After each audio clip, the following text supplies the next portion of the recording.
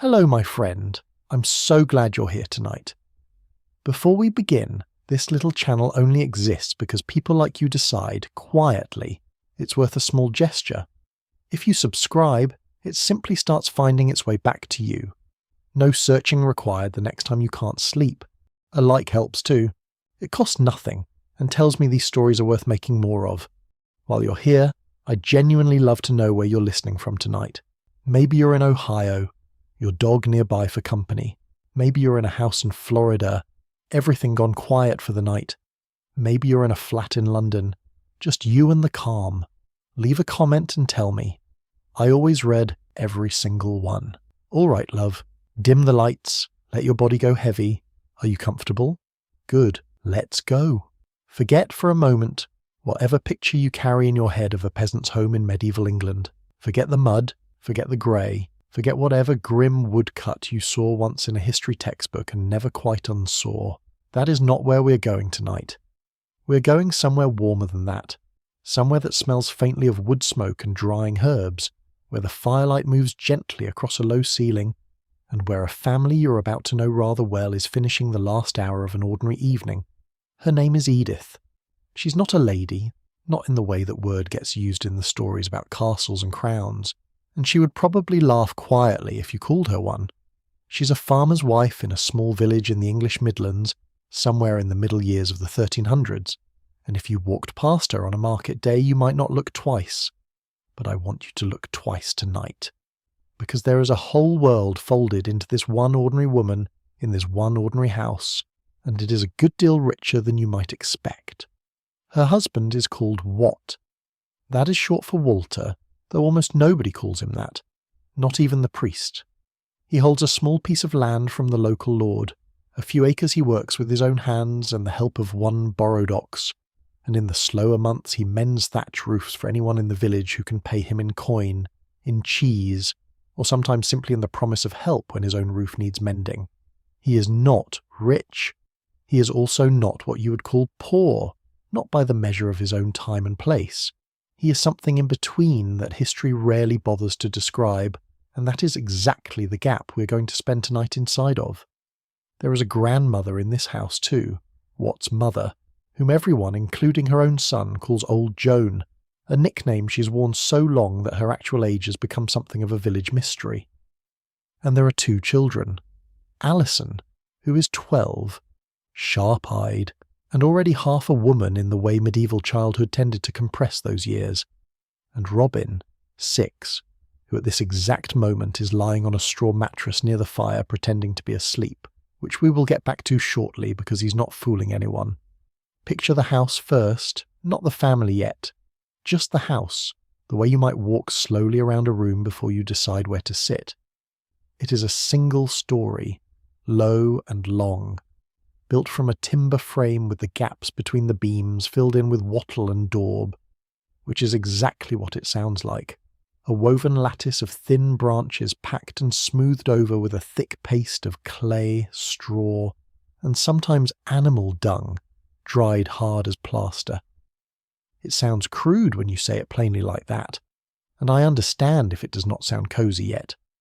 But daub, properly made and properly maintained, is a genuinely excellent insulator. It breathes.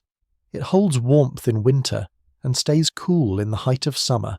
better in some ways than the brick that would eventually replace it. There is real craft in a wall like this, even if nobody who built it ever thought to call it that. The roof above it is thatch, thick bundles of straw layered and pinned in overlapping rows, and it is Watt's particular skill, thatching, that keeps not only his own roof sound but half the roofs in the village besides. A good thatch roof can last 20 years or more before it needs full replacing, and it does something people rarely credit it for. It breathes too, the same as the walls. Smoke drifts up through it slowly from the hearth below, filtering out through the straw itself rather than through any proper chimney, because chimneys of the kind you're picturing, tall brick things with a flue, are still mostly a luxury for the wealthy in this part of the century. Here, the smoke simply finds its own way out, and if you stood outside at dusk you would see it rising in a thin grey thread from dozens of roofs at once, the whole village breathing together into the evening air, Inside, there is one main room, long and low, with a hearth built roughly in the centre rather than pushed against a wall, so the heat can spread in every direction at once. This is important, and it is the detail most people miss when they picture medieval poverty. A hearth like this is not a fireplace in the way you might think of one. It is closer to a small, contained, deliberate fire, built directly on a raised stone or clay platform, low enough for cooking, warm enough to heat the whole room, and it burns nearly all day, every day, tended and fed and never quite allowed to go out entirely, because starting a fire from nothing, using flint and steel and dry tinder, is slow and unreliable work that nobody wants to repeat more often than necessary. I find myself genuinely fond of this detail, the idea of a fire that is essentially always alive in some form, banked down low overnight into a bed of glowing embers, then coaxed back up each morning rather than born again from scratch. There is something almost companionable about it, a fire with a memory, if that makes any sense at all.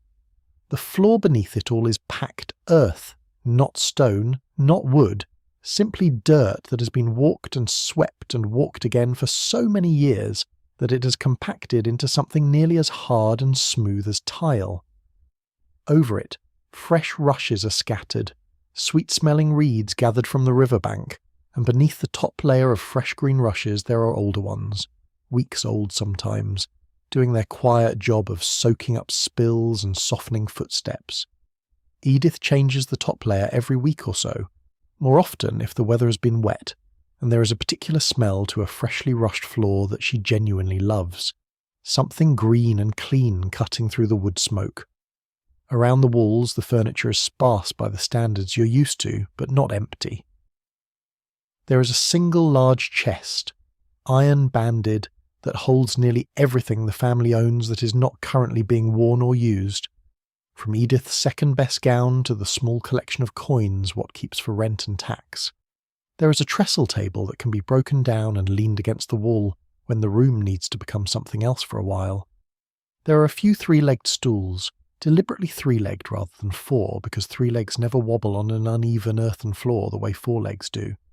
There is a shelf, low, holding a handful of wooden bowls, a couple of horn cups and one prized possession, a small iron cooking pot that took the better part of a year to save for. And there is the bed. One bed, for the parents, raised slightly off the floor on a low wooden frame, stuffed with straw and covered in wool blankets that Edith wove herself on a loom she keeps in the corner nearest the one small window. The children sleep nearer the fire on a pallet of straw covered in blankets of their own, close enough to the hearth to stay warm through the coldest part of the night. Old Joan has her own small space, a narrow cot tucked against the far wall, angled just enough that she can see the fire without the smoke settling directly over her, an arrangement the whole family adjusted more than once until they found the spot that suited her old bones best. That is the shape of the room. Now let me put the people back into it, because a house like this is nothing at all without the particular rhythm of the family living inside it. Edith is the one who runs it, in the way that mattered most day to day, though nobody in the village would have used a modern word like that. What holds the land, works the fields, answers to the Lord Steward, and makes the decisions that touch money and law. But inside these four walls, the household itself, the food, the fire, the children, the small daily negotiations of who does what and when, that is Edith's domain entirely, and Wat would no more interfere in it than she would interfere in his choice of which field to plough first. It was a division of labour rather than a hierarchy of worth, though I will admit the line between those two things was not always drawn as cleanly as I would like. Not in this century, and honestly not in every century since. Old Joan occupies a strange and rather wonderful position in this arrangement. She no longer works the fields, her knees will not allow it, but she is far from idle. She spins wool nearly every waking hour, her fingers moving almost without her attention, the way yours might move over a familiar piece of needlework while your mind wanders somewhere else entirely. She also, and this is the part I find myself genuinely charmed by, holds a kind of quiet authority over the household that has nothing to do with formal power and everything to do with memory. She remembers which years the harvest failed. She remembers which neighbours can be trusted with a loan and which cannot. She remembers, with unsettling precision, exactly how much salt goes into the bread when the weather turns damp, a measurement nobody has ever bothered to write down because Old Joan has simply always been there to say it out loud. Alison, at 12, stands at the exact hinge point between childhood and the beginning of adult responsibility, and medieval childhood, I should say plainly, did not stretch out the way modern childhood does. By 12 she's already doing real work. She helps with the dairy when there is milk to spare from the family's one cow. She minds Robin more often than either of her parents strictly asks her to. She's learning to spin, learning to brew a simple ale, learning the 100 small competencies that will one day make her, if all goes well, a capable wife running a household very much like this one. And yet she is also still, unmistakably, a child. She races the neighbour's boy down the lane when nobody's watching. She hides a particular smooth grey stone in a gap in the wattle wall that she believes no one else knows about. Somebody knows about it. I will let you guess who.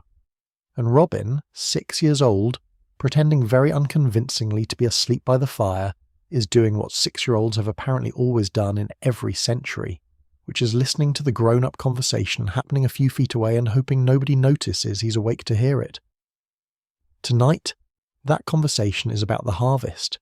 It is early autumn, and the wheat has come in reasonably well this year, better than the last two, and Watt is doing the quiet arithmetic that every farmer in this century does in his head, working out how much goes to the Lord as rent, how much goes aside for next year's seed,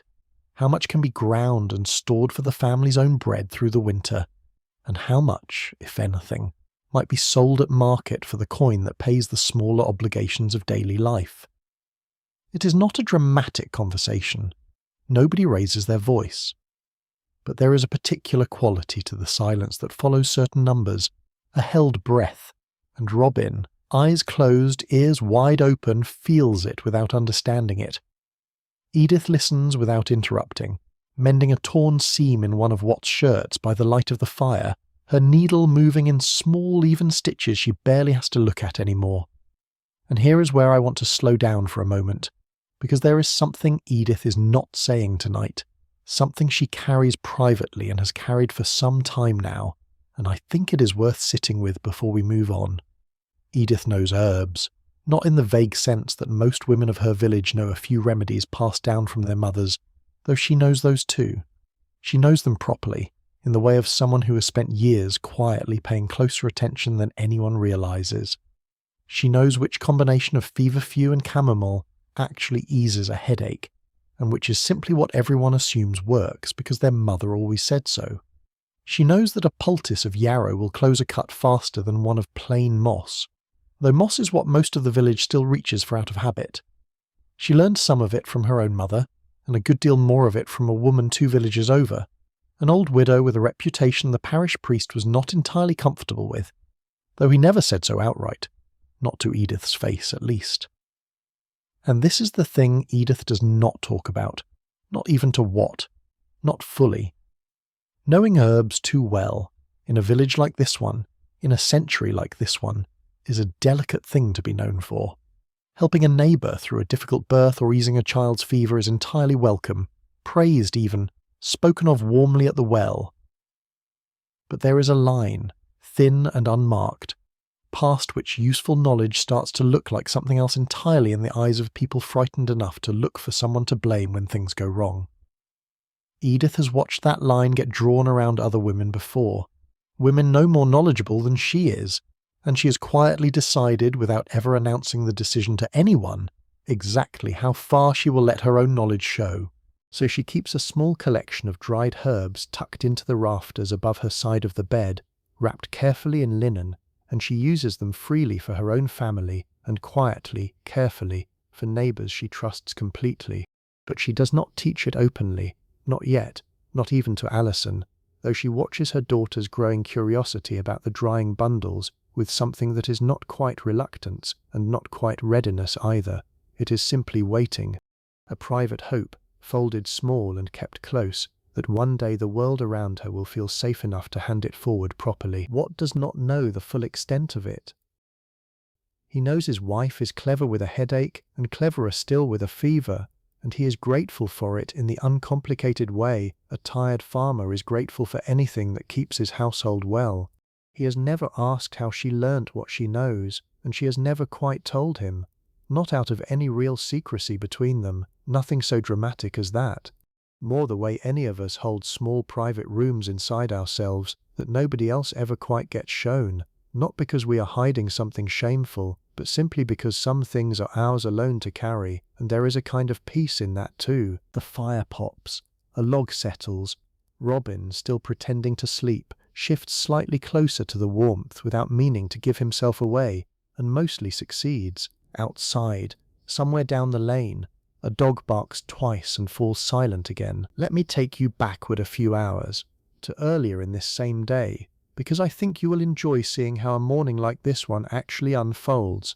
and it is nothing like the grim grey scraping by that gets assumed about households like this one. Edith is awake before anyone else, as she is most mornings, while the sky outside is still more black than grey. She does not light a new fire. She never has to. She simply kneels at the hearth and uncovers the embers she banked the night before, a low glowing bed of coals tucked under a layer of ash to keep them alive through the dark hours, and she feeds them slowly, first with a handful of dry kindling, then with thicker wood, coaxing the fire back to life with the ease of someone who has done this exact motion perhaps 4,000 mornings in a row. Within a few minutes there is real flame again, and the room begins, very gradually, to warm. The first task of the morning is porridge, or pottage, which is really the same thing wearing several different names depending on what happens to be in the pot. This morning it is oats, boiled slowly in water with a small measure of milk stirred in near the end, and Edith adds a handful of dried peas from last year's harvest,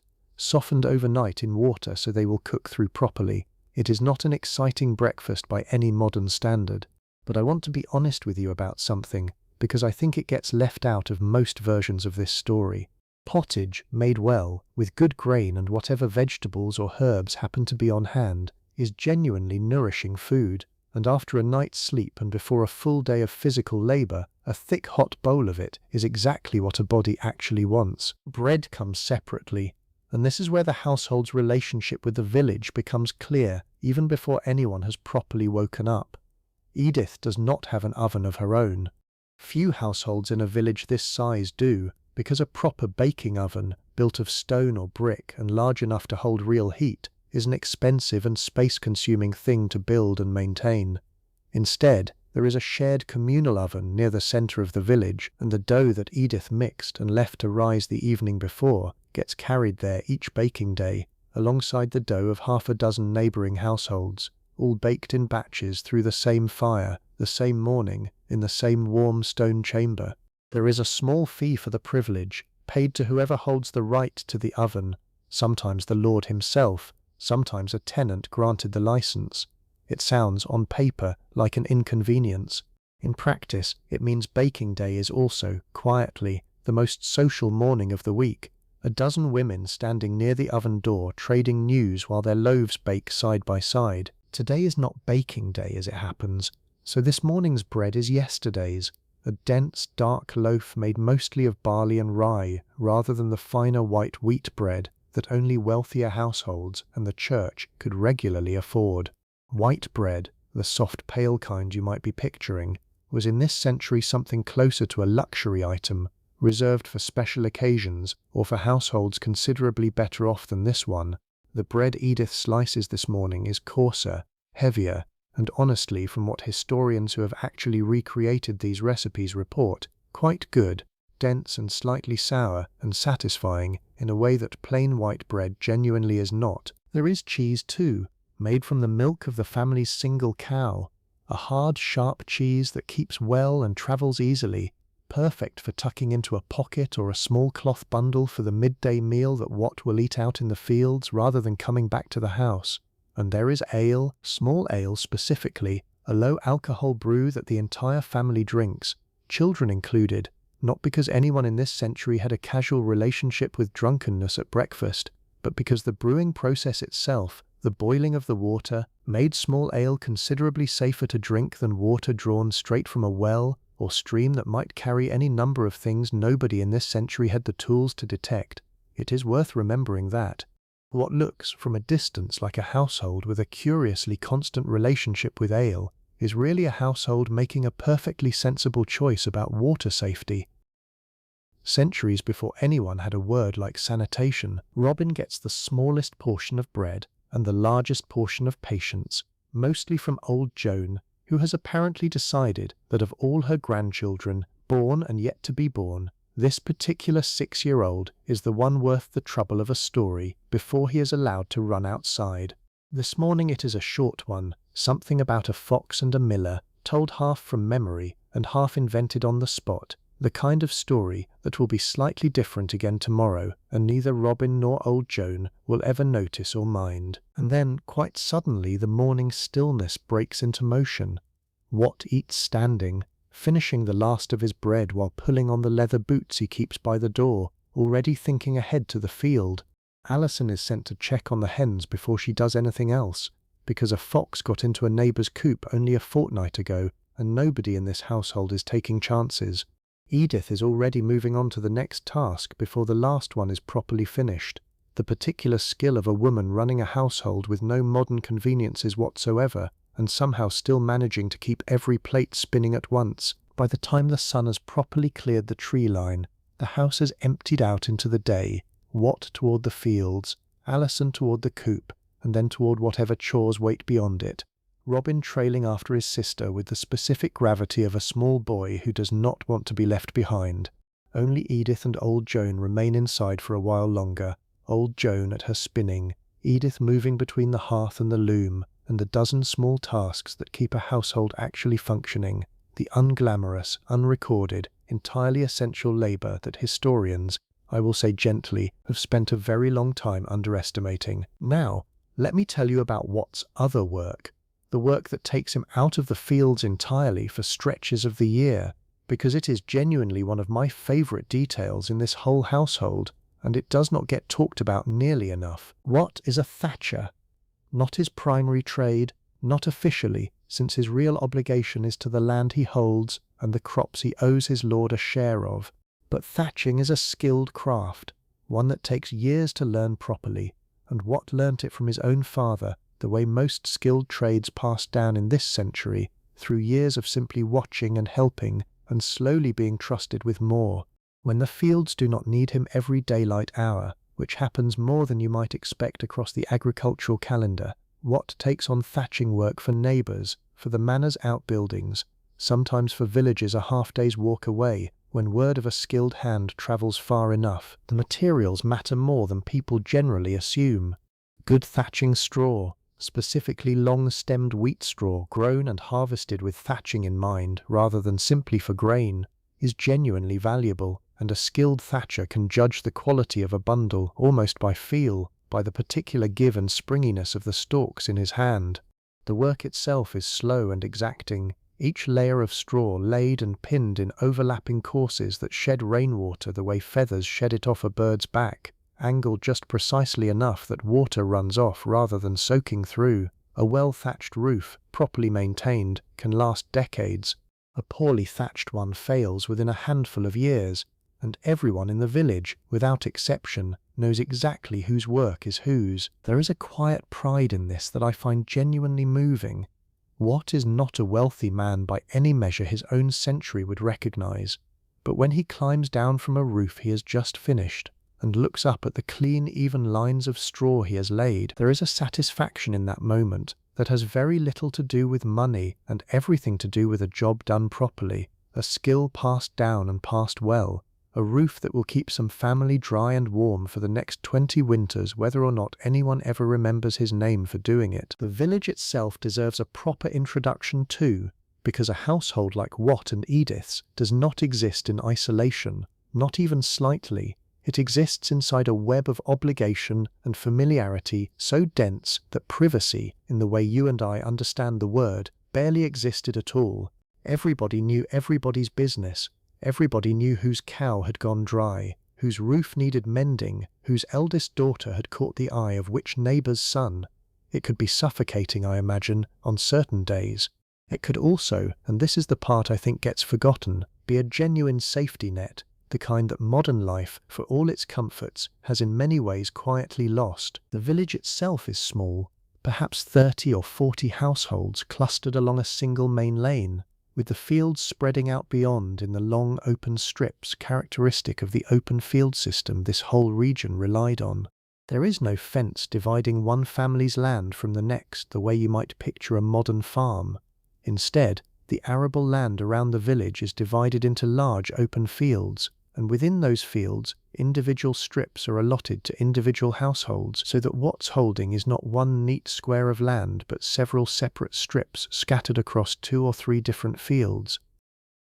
A system that sounds impractical until you understand its purpose, which was to make sure that good land and poor land, land near the village and land further out, got distributed fairly across every family rather than concentrated in the luckiest few. At the centre of it all sits the church, stone-built, the only stone building most villagers will ever set foot inside, and its bell governs the rhythm of the day in a way that no clock in this century could yet match. It rings for morning prayer. It rings, in some villages, to signal the start and end of the working day. It rings unmistakably and gravely for a death, and everyone within earshot knows instantly, from the pattern of the tolling alone, roughly who has died, man or woman, by the number and spacing of the strikes. Edith can tell you, without thinking twice, exactly what a passing bell for a child sounds like versus one for an adult. It is not a comfortable piece of knowledge, it is simply part of living inside a world small enough that the church bell functions as village-wide news. Neighbours matter enormously here, practically and socially both. There is a system, mostly unspoken but rigorously honoured, of mutual aid that keeps a village like this one functioning at all. When Watt is laid up for a week with a bad back, as happened 2 winters past, it is a neighbour who lends a hand ploughing his strips until he is upright again, on the understanding, never written down anywhere, that the favour will be returned in whatever form and whatever season it is next needed. When a cow calves badly in the night, half the lane turns out with lanterns to help, not entirely out of pure generosity, though there is real generosity in it, but because everybody understands, on some level, that today's crisis belongs to a neighbour and tomorrow's might belong to you. Edith's closest friend in the village is a woman named Mabel, a few years older, married to a man who holds the strip of land directly bordering Watts. Edith and Mabel see each other most days, at the well, at the shared oven, in the brief overlapping hour of dusk, when both households' chores have wound down enough to allow for a few minutes of standing together at the gap in the hedge that separates their 2 gardens, trading the day's small news. It is Mabel who first taught Edith which end of the village green the best blackberries grow along, and it is Edith who quietly, carefully, taught Mabel's daughter how to bring down a fever 3 summers ago when the girl's mother was too frightened to think clearly. Neither woman would call this friendship a remarkable thing. It simply is what it is, the ordinary, essential architecture of getting through a life together. There is gossip too, of course, plenty of it, some of it kind, and some of it considerably less so, and I do not want to paint this village as some unblemished paradise of neighbourly virtue, because it was not entirely.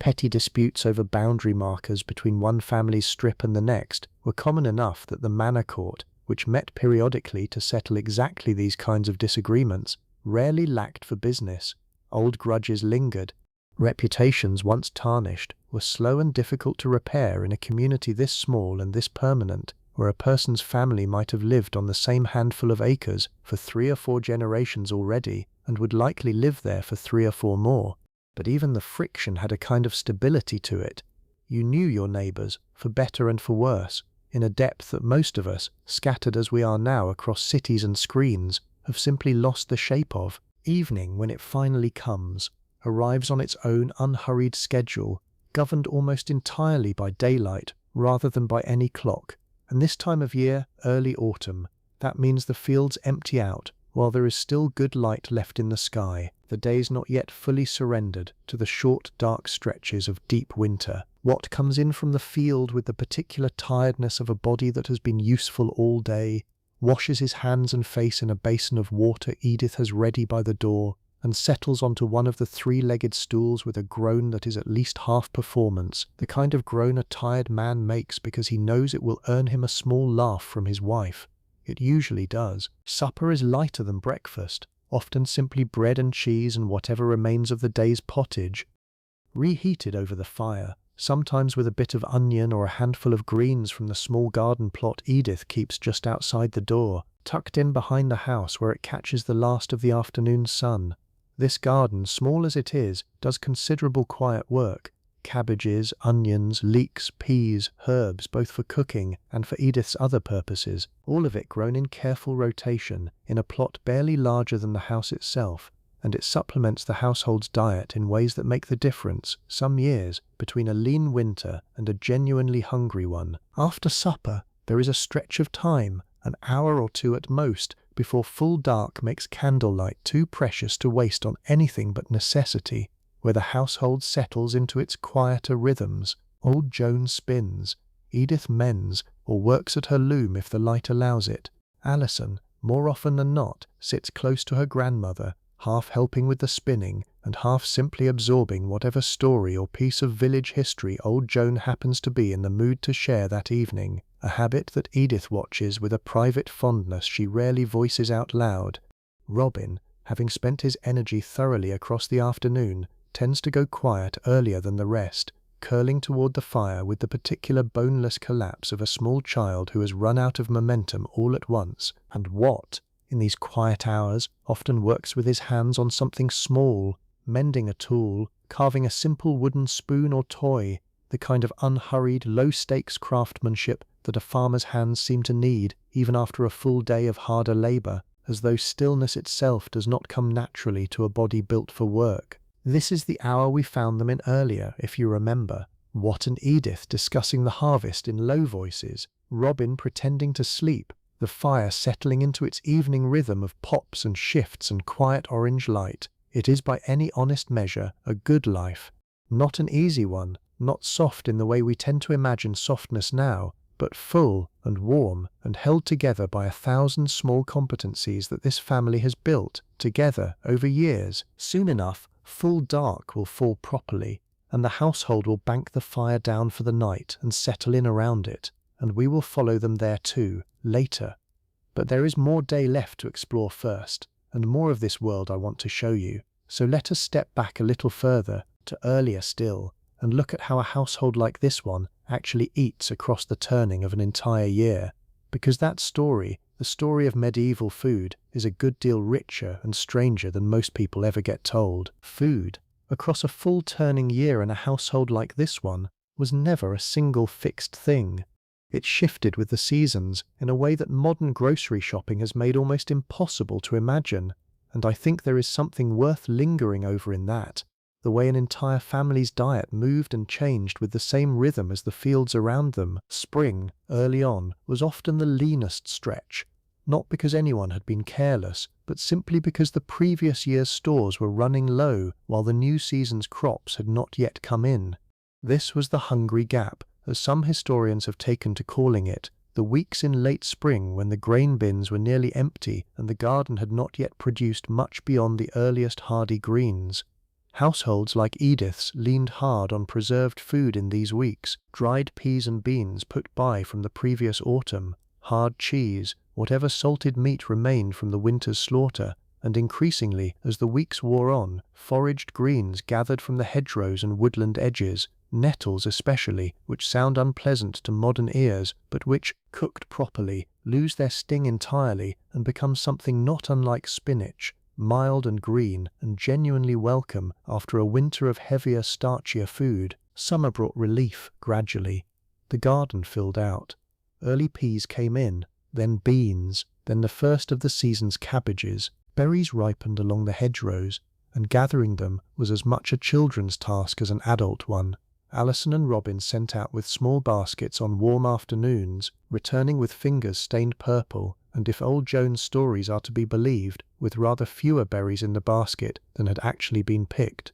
Dairy was at its richest in summer too, the cow producing more milk than in the leaner months, which meant more cheese, more of the soft fresh curds that never kept long, but were a genuine treat while they lasted. Autumn, which is where we found the family this evening, was harvest season properly.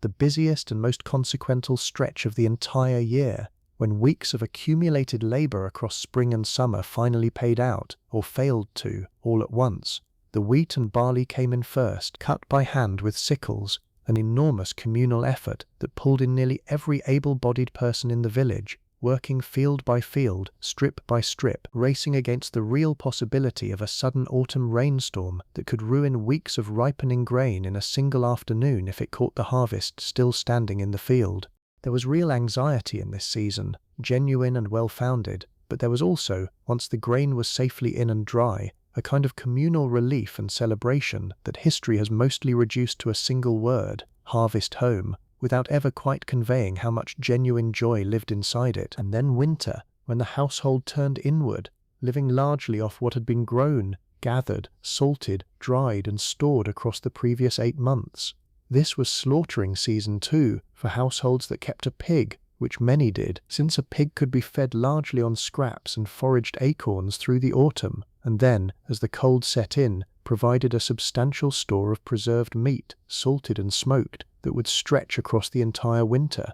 It sounds grim, described so plainly. In practice, it was treated with a kind of careful respect, nothing wasted, every part of the animal put to use, and the resulting stores of bacon and salt pork made the difference between a winter of thin pottage and one with real substance to it. I mention all of this not simply as a catalogue of what medieval people ate, though I hope you have found some of it genuinely interesting, but because I want you to feel the shape of it, the way an entire household's rhythm bent around these seasonal turns, the anxiety of the hungry gap, and the relief of harvest, and the careful, deliberate stewardship of winter stores, none of it accidental, all of it the product of generations of accumulated, unwritten knowledge passed from mother to daughter and father to son, the kind of expertise that never earned anyone a title, but kept entire villages alive, year after year, century after century. Let me tell you about Market Day now, because it is one of my favourite pieces of this whole world,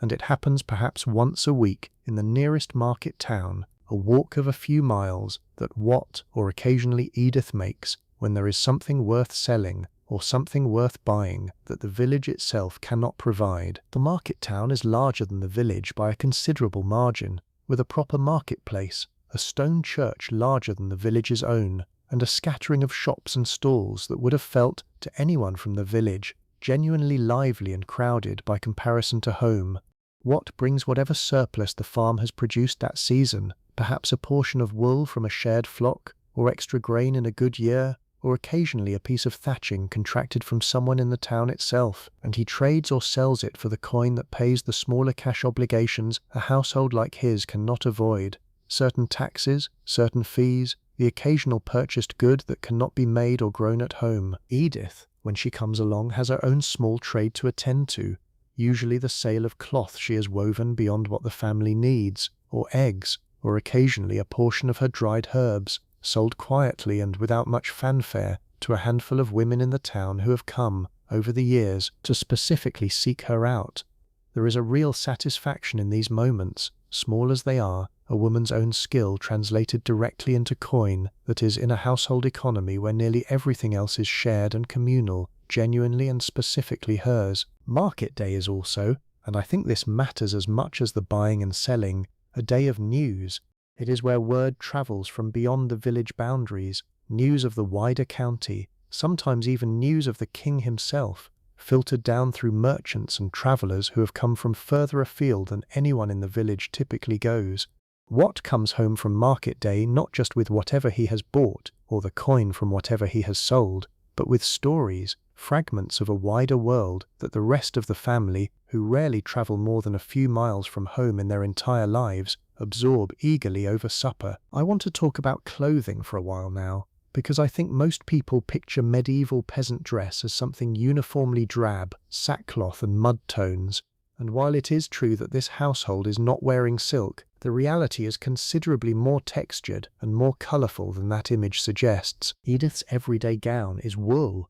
as nearly all clothing in this household is, spun from the fleece of sheep kept by several families in the village collectively, and woven, often, on Edith's own loom in the corner of the house. Wool was the fabric of medieval England in nearly every sense: practical, warm, durable, and produced in such enormous quantities across the country that English wool was, at this point in history, one of the kingdom's most valuable exports.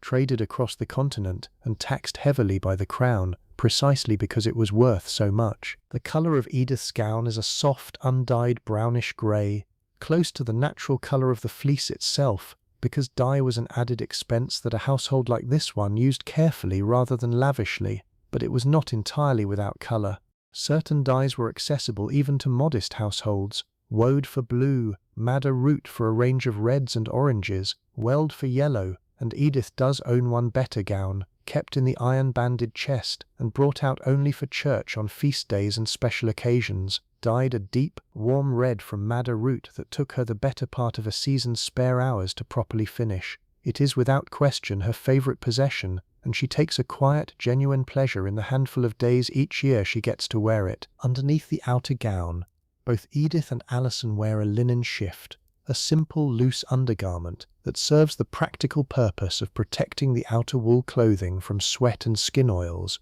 since wool itself was difficult and expensive to wash thoroughly, while linen could be laundered easily and often.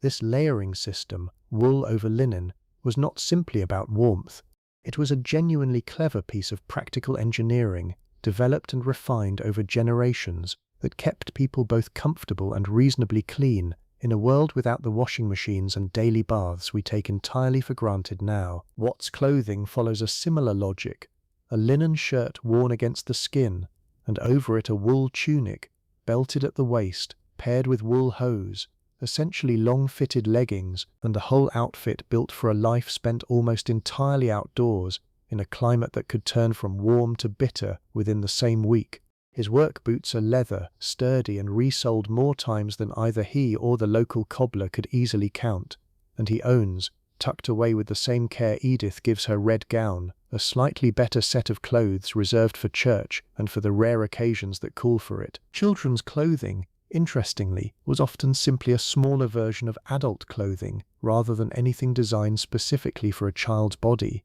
and Alison's dress differs from her mother's, mainly in size rather than in style. Though Robin, at 6, is still young enough to wear a simple loose tunic without the more structured layering that older boys and men adopted as they grew. None of this clothing was disposable in the way we think of clothing now. Every garment was mended, patched, let out as a child grew, taken in when a piece was handed down, and eventually, when a garment had genuinely reached the end of its useful life as clothing, cut down into rags for cleaning or padding or any number of other household uses. Nothing in a household running on this kind of margin was thrown away while it still had any usefulness left in it at all. Let me shift now to something a little different, a strange and rather wonderful piece of medieval life that I think deserves more attention than it usually gets, which is the sheer scale of home medical knowledge that ordinary households like this one carried, entirely separate from anything a trained physician would have recognized or approved of. I touched on Edith's particular skill with herbs earlier,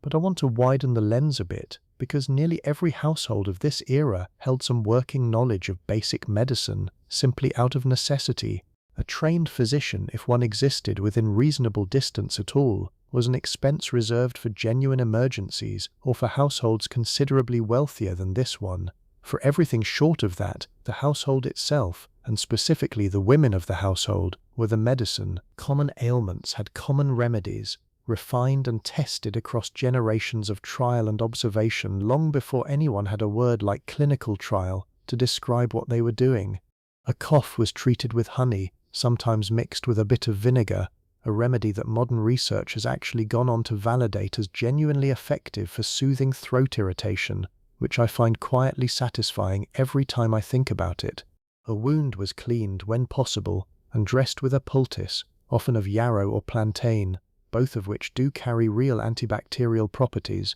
something Edith's generation understood empirically through observed results, centuries before anyone understood it chemically. Not everything, I should say honestly, held up so well under later scrutiny. Some remedies were rooted more in folk belief than in anything resembling biological effectiveness, and medieval medicine as a whole operated under a framework, the theory of the four humours, blood, phlegm, black bile, and yellow bile, that modern medicine has long since set aside entirely, but it would be a mistake to dismiss the whole of it as simple superstition.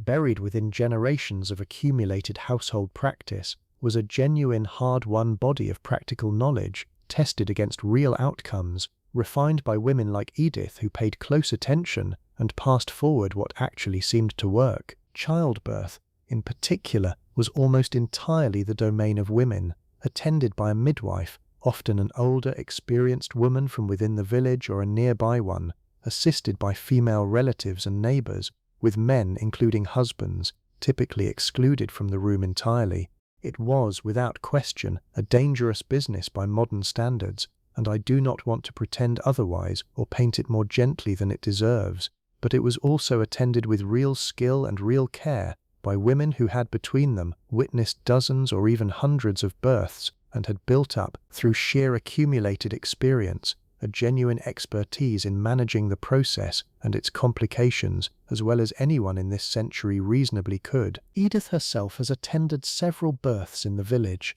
called on more than once for her particular knowledge of which herbs might ease labour pains or slow a dangerous bleeding, and it is, I think, one of the quiet threads connecting her private stash of dried herbs in the rafters to something larger than her own household, a form of expertise that moved, carefully and mostly unspoken, between the women of a community who had learned, out of necessity, to take care of each other. The church deserves its own proper telling too, because religion in this household is not a separate compartment of life set apart from the rest of it, the way it might be for some households now. It is woven through nearly everything, the rhythm of the week, the shape of the year, the small daily habits that nobody in this family would have thought to describe as religious at all, simply as the way things are done. Sunday mornings, the whole family walks the short distance to the village church, the same stone building whose bell governs so much of the village's shared time.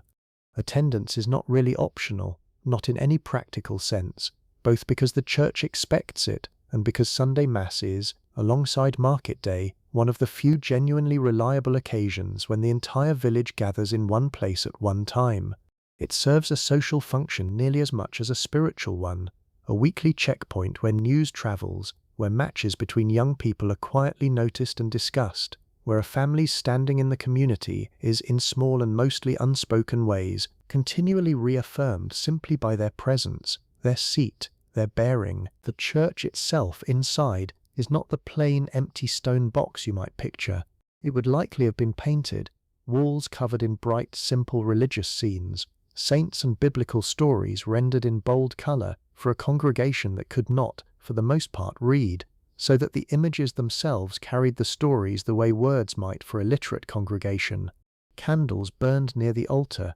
Incense, on important feast days, filled the space with a scent unlike anything else in the villagers' daily lives, sweet and heavy and, I imagine, genuinely transporting for people whose ordinary world smelled mostly of wood smoke and livestock and turned earth. The religious calendar shaped the working calendar too, in ways that are easy to overlook. Certain days were feast days when work was set aside, sometimes for genuine religious observance, and sometimes, let us be honest, simply for the welcome rest that a full day off from labour represented. Lent brought weeks of dietary restriction, meat set aside in favour of fish and simpler fare, a period that, whatever its spiritual purpose, also happened to align conveniently with the leaner stretch of late winter and early spring when meat stores were running low regardless. Harvest Home, which I mentioned earlier, carried its own blend of practical celebration and religious thanksgiving, a village-wide festival marking the safe conclusion of the year's most critical labour. And then there is Christmas,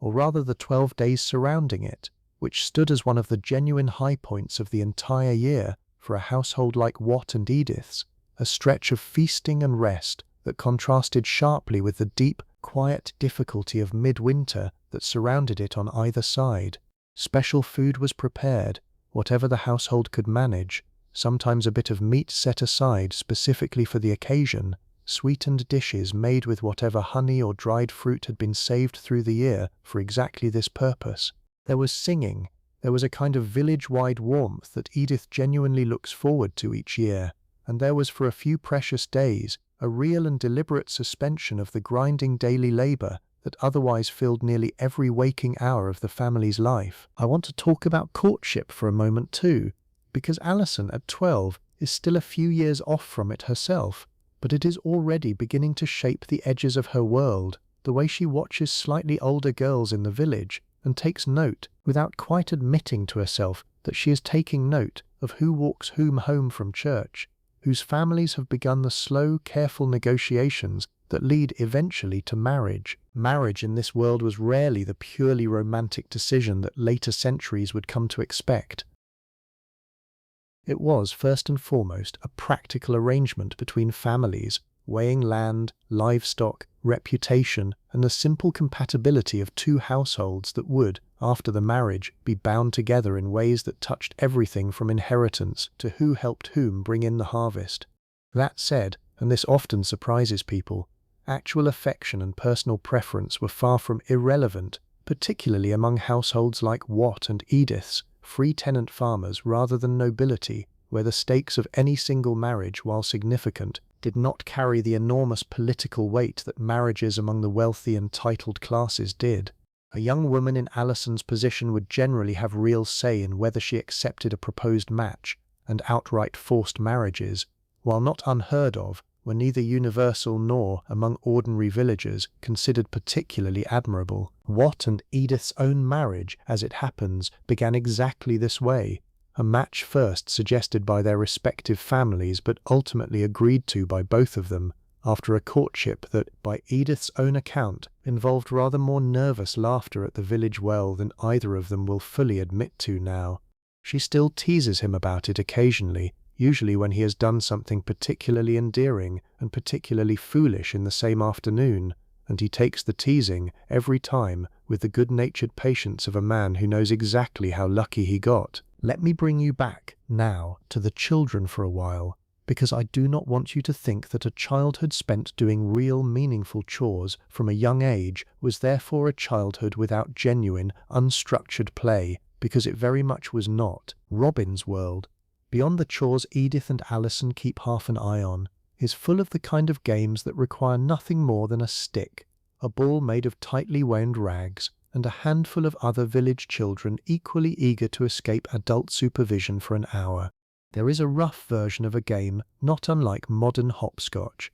played out in the packed dirt of the village lane. There is a ball game involving considerable running and shouting that the local priest has, on more than one occasion, gently suggested might be played somewhat further from the churchyard. There are races, wrestling matches conducted with more enthusiasm than skill, and an entire private mythology among the village children involving a particular bend in the stream at the edge of the fields that is, according to whichever child is telling the story that week, either haunted, enchanted, or simply an excellent place to catch frogs, depending on the day. Alison, older now and carrying more responsibility, still finds pockets of time for herself, and it is in exactly these pockets that her friendship with a neighbouring girl named Cecily has flourished, the two of them trading small confidences and small treasures, a particularly nice feather, a story overheard and only half understood, the kind of ordinary, precious friendship that this era, for all its differences from our own, produced in exactly the same shape it produces now. I want to talk about the animals now,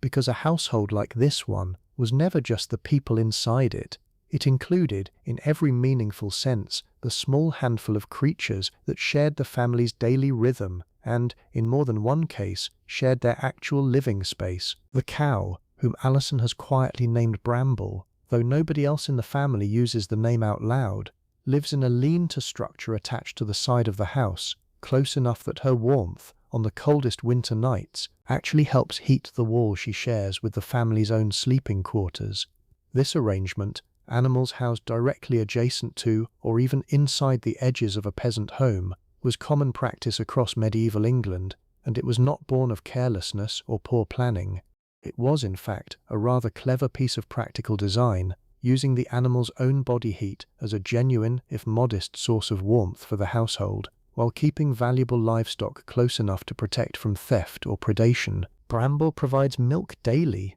though not a great deal by modern standards, since medieval cattle, without the centuries of selective breeding that would later transform dairy production, gave considerably less milk than a modern dairy cow does. Still, that milk is essential, turned into cheese that keeps for months, into the occasional treat of fresh curds, into the small measure stirred into the morning's pottage. There are hens too, kept for eggs primarily, their small wattle enclosure checked each morning by whichever child draws the task, and a rooster whose crowing, Old Joan insists with a completely straight face, has been getting progressively more insufferable for the past 3 years running. There is the ox, borrowed rather than owned outright, shared among several households in an arrangement that allows no single family to bear the full cost of keeping an animal that large, an animal essential for ploughing but expensive and demanding to feed and house year-round. And there are sheep, a small flock kept collectively by several village families on shared pasture land, providing the wool that clothes nearly everyone in the village, and, when the flock grows large enough, a modest income from wool sold at market. Each animal, in its own way, represents a kind of stored labor and stored security, a hedge against a bad year that pure grain farming alone could not provide.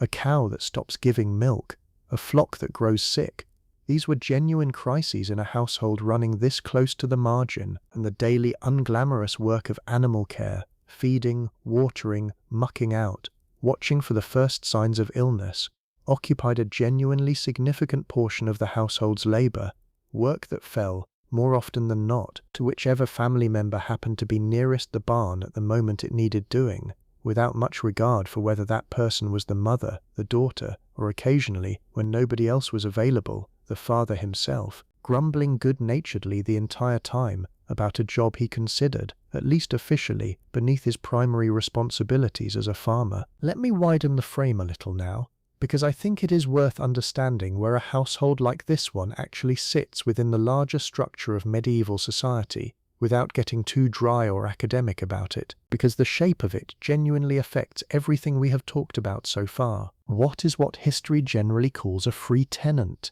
which sits at an interesting middle point on the spectrum of medieval rural life. He is not a serf, not legally bound to the land in the way that villeins, the more heavily obligated class of peasant, technically were, tied to their lord's estate and owing him a substantial portion of their labor directly, working the lord's own fields several days a week in addition to their own. Watt's obligations, by contrast, are lighter and more clearly defined, mostly a fixed rent, paid partly in produce and partly in coin, along with certain smaller, occasional duties owed to the lord who holds the manor this village sits within. This distinction mattered enormously to families like Watt and Edith's, not because it made them wealthy, it very much did not, but because it gave them a meaningfully greater degree of control over their own time and their own labor than a villein family would have had. Watt decides, within reason, when to work his own strips of land. He is not compelled to spend several days each week laboring on someone else's fields before he is permitted to tend his own.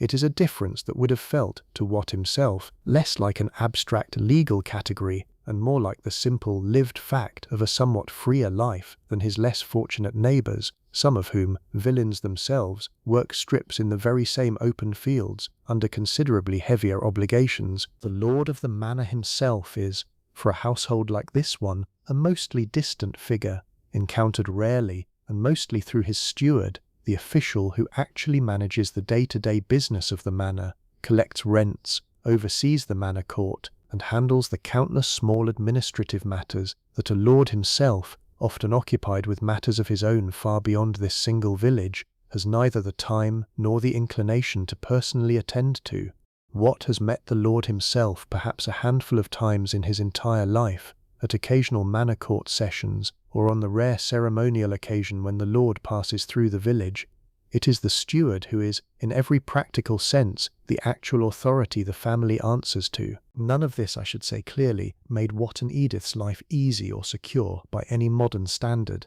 A bad harvest, a sudden illness, an unexpected death, any of these could tip a household from modest stability into genuine hardship with frightening speed, and the safety nets available, church charity, the mutual aid of neighbours, the accumulated stores of a careful household, while real and meaningful, were also limited in ways that could and sometimes did fail. But within that real precarity, there was also, and I want to make sure this comes through clearly, a genuine and considerable degree of skill, autonomy, and quiet dignity in how a household like this one actually operated, day to day, season to season, year to year. Let me take you to a different season for a while now, back to spring, several months before the autumn evening where we began, because I think the ploughing and planting season deserves its own proper telling, and it will help you understand exactly what this family's whole year is actually built around. Ploughing begins as early as the ground allows, sometimes while a last stubborn frost still lingers in the shaded corners of the field, and it is, without question, some of the hardest physical labor the household undertakes across the entire year. The ox, guided by Watt, pulls a heavy wooden plough through soil that has sat undisturbed and often frozen through the winter months, and the plough itself, tipped with iron, cuts and turns the earth in long straight furrows that Watt has walked so many times he could likely trace them blind. It is slow work, exhausting work, and the ox, while enormously more efficient than human muscle alone, still requires constant management, coaxing, and the occasional stubborn negotiation that Watt conducts in a low, steady, endlessly patient voice that Edith privately finds one of the more charming things about him. Not that she has ever told him so directly. Sowing follows close behind the plough, seeds scattered by hand across the freshly turned earth in a broadcasting motion that looks, to modern eyes watching an old illustration, almost careless, a wide sweeping gesture of the arm. It is anything but careless in practice. A skilled sower, and Watt is genuinely skilled at this particular task, can distribute seed with a consistency and economy that someone unpracticed simply cannot match, wasting far less seed and achieving a far more even germination across the field, a skill that, like the thatching, took him years of watching his own father to properly learn. There is real anxiety woven through this whole season, more than people generally credit. A late frost after the seed has gone in the ground could ruin weeks of preparation in a single cold night. Too much rain could waterlog the fields before the seed had a chance to take proper root. Too little rain, and the whole labor of ploughing and sowing might simply fail to produce anything worth harvesting at all. Watt watches the sky that spring with the particular intensity of a man whose entire family's well-being is, in a very real sense, tied directly to weather patterns he has no real control over and only limited ability to predict. And yet, alongside the anxiety, there is also, genuinely, a kind of hope that comes with spring that I think gets underplayed in most retellings of medieval hardship. The first green shoots pushing up through the dark-turned earth, weeks after the sowing, are a source of real and uncomplicated joy in this household. Robin in particular, 4 years old at the time I am describing now, delighted beyond all reason by the sight of the field slowly turning from bare brown soil to a soft haze of green. It was in this same spring, as it happens, that Edith finally began, carefully and quietly, to teach Alison something of the herb knowledge she had kept mostly private for so long. It happened almost by accident, or at least that is how Edith would tell it, though I suspect, knowing her, that very little about it was truly accidental at all. Alison had come to her one evening with a headache, the kind that had been building through a long day of chores, and instead of simply handing her daughter a prepared remedy, the way she always had before, Edith paused and asked Alison to help her make it herself, walking her, step by careful step, through which dried leaves to select from the bundles tucked into the rafters, how much to use, how to prepare it properly. It was a small moment. It did not feel, to either of them in the instant it happened, like anything particularly significant. But Edith noticed, afterward, a quiet shift in herself, a loosening of something she had been holding carefully closed for years. Alison was watching now, genuinely watching, with the same sharp attentiveness she brought to everything else, and Edith found herself, over the following weeks, offering small pieces of the knowledge more freely than she had ever quite intended to. A name for this plant, a caution about that one, the particular way to test whether a poultice had been left on too long. She has not decided, even now, exactly how far she will eventually take this teaching, how much of what she knows she will eventually hand fully over to her daughter, and how much will remain, as it has for years, quietly her own. But something in her has settled, a little, watching Alison's careful hands sort dried leaves by lamplight, a private hope she has carried for a long while finally, cautiously, beginning to take a shape she can actually see. I find this detail genuinely moving, if I am honest with you.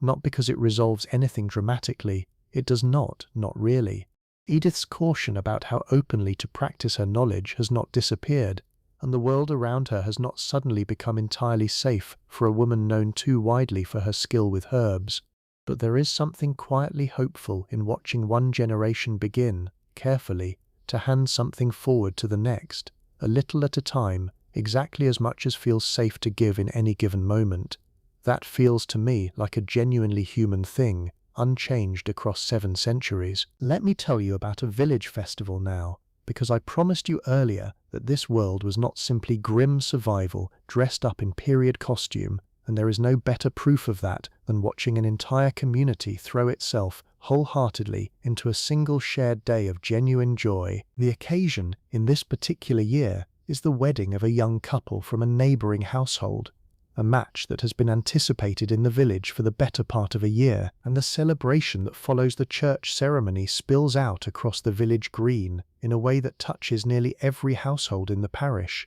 Trestle tables, borrowed and pieced together from half the houses in the village, stretch across the grass, laden with whatever food each contributing family could spare: bread, cheese, a modest amount of roasted meat contributed by the wealthier households in the parish, ale brewed specifically for the occasion in quantities considerably beyond a household's usual daily portion. There is music, simple instruments, a pipe, a small drum, perhaps a fiddle if the village happens to have anyone skilled enough to play one, and there is dancing, energetic and unpolished and entirely joyful, the whole community moving together in patterns that have been passed down, unwritten, through generations of exactly these occasions. Robin, overtired and overexcited in equal measure, dances something that only loosely resembles the actual steps everyone else is following, and nobody, least of all his own parents, minds even slightly. Wat and Edith dance together too, at one point, a small private moment carved out of a very public celebration. Genuine romantic tenderness between a working husband and wife, expressed openly and without embarrassment in front of their entire community, was every bit as real and as ordinary in this century as it is in any other, a detail so many versions of this history simply leave out. Old Joan watches them from her seat near the tables with an expression that Alison, catching sight of it, will later describe to Cecily as entirely, embarrassingly soft. The celebration runs late into the evening, well past the household's usual bedtime, and when the family finally walks home together, under a sky thick with stars neither electric light nor city glow has ever dimmed, tired and full and pleasantly worn out from an entire day of shared joy, it is, by any measure available to this family or to us, simply a wonderful day, the kind that gets remembered and retold for years afterward, softened and burnished a little more with each retelling, the way the best days always are. Winter, I think, deserves its own slow telling too, because it is a season most people imagine as simply grim and difficult for a household like this one, and while it was, without question, the hardest stretch of the year, there is more warmth folded into it than you might expect. By the time the days had shortened properly, the household's whole rhythm shifted inward, the fields lay fallow, the harvest long since gathered and stored, and the family's labour turned toward the countless indoor tasks that summer's outdoor work had left no time for. Edith wove steadily at her loom through these darker months, producing the wool cloth that would clothe the family through the following year, and Old Joan's spinning, already near constant, became if anything even more central to the household's daily rhythm, since spun thread was the raw material that fed everything else: weaving, mending, the endless small repairs that kept the family's limited wardrobe functional. The days were short enough that a great deal of the household's waking hours passed in something close to darkness, or at least in the dim flickering light of the hearth fire, since candles, real wax candles, were an expense this household used sparingly, reserved mostly for genuine necessity rather than everyday convenience. More often, when a bit of portable light was needed away from the hearth itself, the household relied on rushlights, thin reeds peeled and soaked in animal fat, that burned cheaply and adequately for short stretches, giving off a dim, somewhat smoky light that was a good deal less romantic than candlelight, but considerably more affordable for a household watching every expense. This meant in practice that winter evenings were long, dark, and largely spent close together around the single reliable source of both light and warmth, the hearth fire, and it is here I think that some of the household's richest, most memorable moments actually took place. Storytelling flourished in these long winter evenings in a way the busier months simply did not allow for. Old Joan's repertoire, already considerable, expanded even further. Old tales half remembered from her own grandmother, stories with morals and stories with none at all, ghost stories that made Robin burrow deeper into his blankets while simultaneously begging for one more. What? Less naturally a storyteller than his mother, nonetheless had his own small collection of tales, mostly drawn from things he had heard at market or picked up from other men during the slower stretches of communal labour across the year. Stories with a rougher, more practical humour to them that made Edith laugh in a particular unguarded way that Watt, privately, considered one of the finest sounds in the entire world, though he would never have phrased it quite so poetically out loud. Winter was also, honestly, when the household faced its genuine vulnerabilities most directly. Illness spread more easily in these close, crowded, poorly ventilated winter conditions, and a bout of sickness that might pass relatively lightly through the household in a warmer season could linger longer and hit harder in the depths of winter, when bodies were already working harder simply to stay warm and food stores, however carefully managed, were stretched thinner with each passing week. I want to tell you about one particular winter, a few years before the evening we began this story in, when Robin, then still quite small, came down with a fever that frightened Edith considerably more than she ever let show on her face. It is not, I promise you, a story that ends badly, and I want to reassure you of that before I tell it, because I know some of you are listening precisely to relax, and I have no intention of taking that away from you now. Edith recognized the fever early, the particular warmth and flush that told her this was more than an ordinary childhood chill, and she moved through the response with the same steady competence she brought to everything else in her household.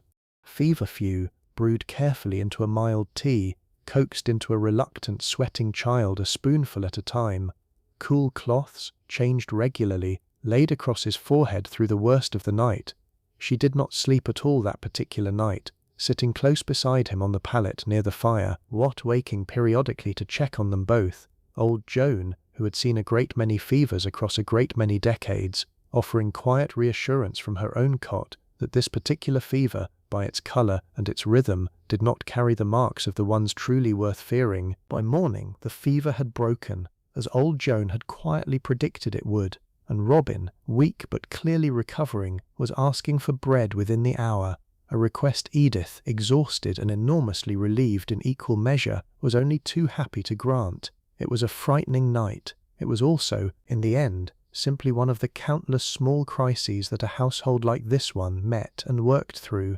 again and again, across the years, drawing on accumulated knowledge, close attention, and the particular steady calm that Edith, in moments exactly like this one, seemed able to summon from somewhere. What privately suspected even she did not fully understand. She still thinks of that night sometimes, on quieter evenings like the one we began with, and there is a specific kind of gratitude in it, unspoken, that passes through her whenever she watches Robin now, healthy and restless, and entirely too energetic for anyone's own good, running headlong across the village green with Cecily's younger brother in tow. Let me pull you back now to the objects in this house for a while, because I think there is real richness hiding in the small practical things that fill this family's daily life. Objects that most retellings of medieval life either skip past entirely or dismiss as simply primitive, when the truth, examined closely, is considerably more interesting than that. That single iron cooking pot on the shelf,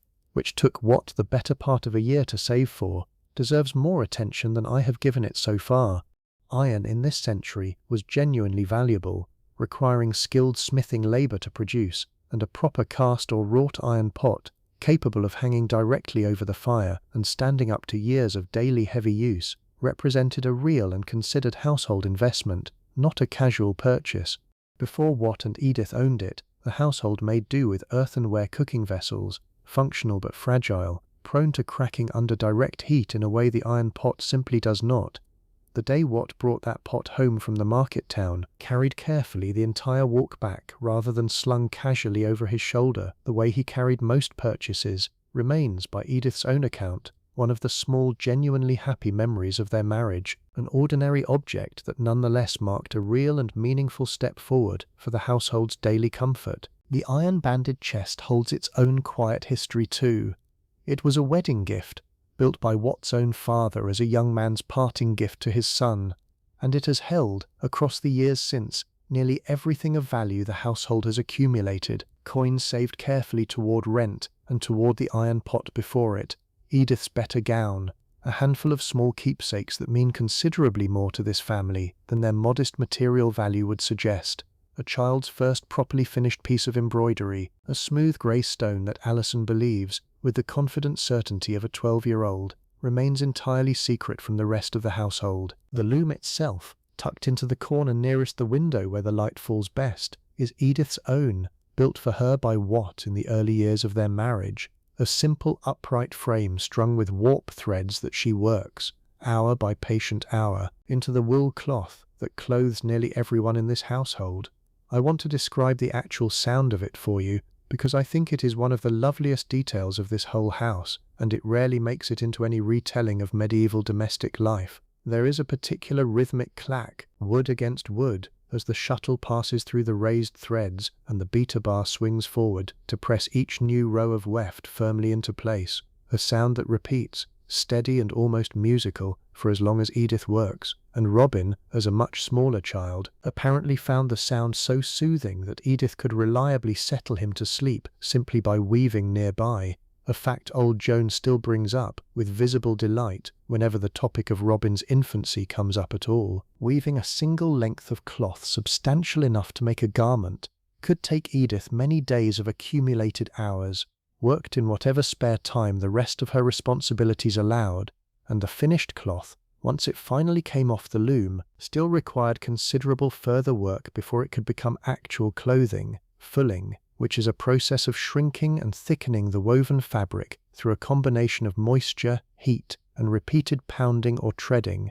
followed by cutting and hand sewing into whatever garment was needed. It is, when you add it all up, an almost staggering amount of accumulated labor folded into a single wool gown, labor that modern clothing, produced in factories at a scale and speed no medieval household could have imagined, has made almost entirely invisible to us now. I think about that sometimes, the sheer weight of hours held inside a single piece of clothing in this world, and it changes, at least for me, the way I picture Edith's best red gown sitting folded in that iron-banded chest. It is not simply a nice dress, it is dozens upon dozens of hours of her own patient, skilled labor, dyed and woven and cut and stitched entirely by her own hands, worn perhaps a dozen times a year on the days that matter most. Water, while I am on the subject of household labor, is its own considerable daily task, one that falls mostly to Alison now that she is old enough to manage it reliably. The village well sits a short walk from the house, shared among a cluster of neighboring households, and fetching water is a task performed multiple times a day, each trip yielding a heavy, awkward bucket or two that must be carried carefully back without spilling too much of it along the way. It is unglamorous, repetitive labor, and it is also, as I mentioned earlier regarding the well as a social hub, one of the more reliably social tasks in the household's daily routine, since half the women and girls of the village pass through the same spot on the same daily errand, and a great deal of the village's actual news and gossip travels through exactly this channel, bucket in hand, a few minutes of conversation snatched between one household's needs and the next. Bathing, in the sense you're probably picturing it, a full immersion in a tub of hot water, was an occasional rather than a daily event in a household like this one, partly because heating enough water for a proper bath required a considerable amount of fuel and labor, and partly because a full communal wooden tub, when the household owned one at all, tended to be shared across the family, filled once and used by several people in succession, rather than drained and refilled for each person individually. Daily cleanliness, instead, relied more on washing the hands, face, and other exposed skin regularly, with water from a basin, along with the previously mentioned practice of wearing washable linen against the skin underneath the harder-to-clean wool outer layers, a system that, taken together, kept this household reasonably clean by the practical standards of its own century, even without anything resembling a daily hot shower. Let me tell you something about candlelight and darkness now, because I think modern life, awash as it is in artificial light at every hour, has made it genuinely difficult to imagine just how completely dark a night in this village actually was. Once full dark fell, and once the household had banked the fire down to its low, steady overnight glow, there was, quite simply, very little light left at all. No street lamps along the lane, no glow from a nearby town spilling up into the clouds. On a clear night, the stars overhead would have been extraordinary, a depth and density of visible sky that most of us now, living under the persistent haze of artificial light, will genuinely never see in our own lifetimes, no matter how far we travel to escape it. On a cloudy or moonless night, by contrast, the darkness outside the house was close to total, thick enough that even a short walk to a neighbour's house after dark required real familiarity with the path, and possibly a rushlight or lantern carried carefully in hand. This total darkness shaped the household's whole relationship with time, in a way that our own lives, illuminated at every hour by electric light and glowing screens, have almost entirely lost. Sleep, for a household like Watt and Edith's, was not a discrete 8-hour block squeezed between 2 alarm clocks. It followed the actual rhythm of daylight and darkness, longer in winter when the nights stretched wide and dark, shorter in summer when daylight lingered late and returned early. And there is fairly good historical evidence, interestingly, that many households across this era practiced what some historians now call segmented sleep, a first sleep beginning shortly after dark, followed by a period of quiet wakefulness in the middle of the night, sometimes an hour or more, used for prayer, quiet conversation, small tasks, or simply lying awake in the dark thinking, before a second sleep carried the household through until dawn. I find this detail genuinely fascinating, and I want to sit with it for a moment, because it suggests something rather lovely about how differently this family experienced the night compared to how most of us experience it now. Rather than treating any wakefulness in the middle of the night as a problem to be solved, a frustration standing between you and a full unbroken sleep, this household, and countless households like it across the medieval world, seem to have simply accepted a period of quiet nighttime wakefulness as an entirely normal, unremarkable part of how a night unfolds. No anxiety about it, no frustration, simply a natural pause, dark and quiet, folded into the middle of the sleeping hours, before sleep resumed again on its own unhurried schedule. Let me tell you a little more about Old Joan now, because I think she deserves a fuller portrait than the warm, storytelling grandmother I have shown you so far, and her own history is genuinely worth knowing. She was not always simply Old Joan, tucked into a cot by the fire, spinning wool through the long hours of her remaining days. She was, in her own time, a young wife much like Edith is now, married to Watt's father at roughly the same age Edith married Watt, and she ran this same household, or one very much like it, for the better part of 3 decades before age and widowhood gradually shifted her role from mistress of the house to something closer to its resident elder, a change she met, by all accounts, with considerably more grace than most people manage. She was widowed a little over 10 years ago now, when Watt's father died of a lung sickness that took him slowly across a hard winter, and I want to tell you honestly that this was a genuinely difficult period for the household, one I do not want to gloss over entirely even within a story built for rest and comfort. But Old Joan, in the years since, has built something rather remarkable out of what could easily have been a diminished, sorrowful old age. She chose, rather than moving to live with a married daughter in a neighbouring village as some widows in her position did, to remain in this house with Watt and his young family, contributing what she still could, her spinning, her memory, her considerable accumulated wisdom about everything from herb lore to weather patterns to the particular temperaments of every family in the village, and in exchange receiving the care and companionship that Watt and Edith are only too glad to provide her. This arrangement, an older widowed parent remaining within an adult child's household, rather than living entirely independently or entering some separate institution, was in fact the overwhelmingly typical pattern across medieval England, for the simple and practical reason that no real alternative existed for most families, and I think it deserves saying gently that whatever real hardships this arrangement carried, and there were some, it also produced households considerably richer in intergenerational connection than many modern arrangements manage. Robin and Alison growing up with genuinely daily, embedded access to a grandmother's stories, skills, and accumulated life experience in a way that feels, to me at least, quietly enviable. Old Joan's spinning, which I have mentioned several times now without fully describing it, deserves its own moment too. She uses a drop spindle, a simple weighted tool that she twirls and drops repeatedly, drawing raw wool fibre into a continuous, even thread through a motion so practiced it requires almost none of her conscious attention anymore, freeing her mind and her mouth for exactly the storytelling and household oversight that fills her days. It is slow, meditative, repetitive work, and watching her hands move, Alison has said more than once, is something close to hypnotic, the spindle spinning and dropping and rising again in an unbroken rhythm that seems to carry on almost by itself. Let me return you now to the evening we actually began this story in,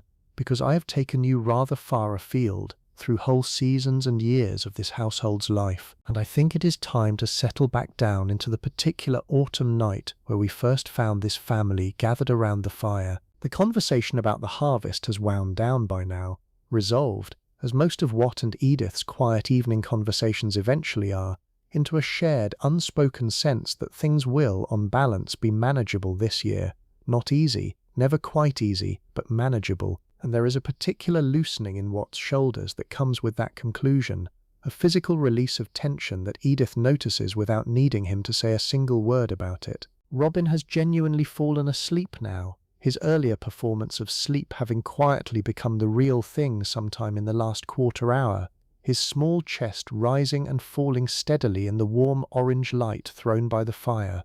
Alison sits close to old Joan, half watching her grandmother's spindle drop and rise, half listening to the low murmur of her parents' voices across the room, caught in that particular drowsy, contented state that settles over a household winding down together at the end of an ordinary good day. Edith sets aside her mending finally, the shirt properly repaired now, and glances toward the small window, where the last traces of daylight have fully given way to the deep blue dark of an autumn evening. Time, in this household, to begin the last small tasks of the day, banking the fire down properly for the night, checking that the door is secured, the quiet, practiced choreography of closing down a household for the hours of darkness ahead. Before we let this household settle fully into sleep, though, I want to tell you about a few more things that fill out the wider texture of their world, because there is still so much I have not shown you yet, and these details, I think, are exactly the kind that make a place feel truly lived in rather than simply described. Travelling peddlers pass through a village like this one every so often,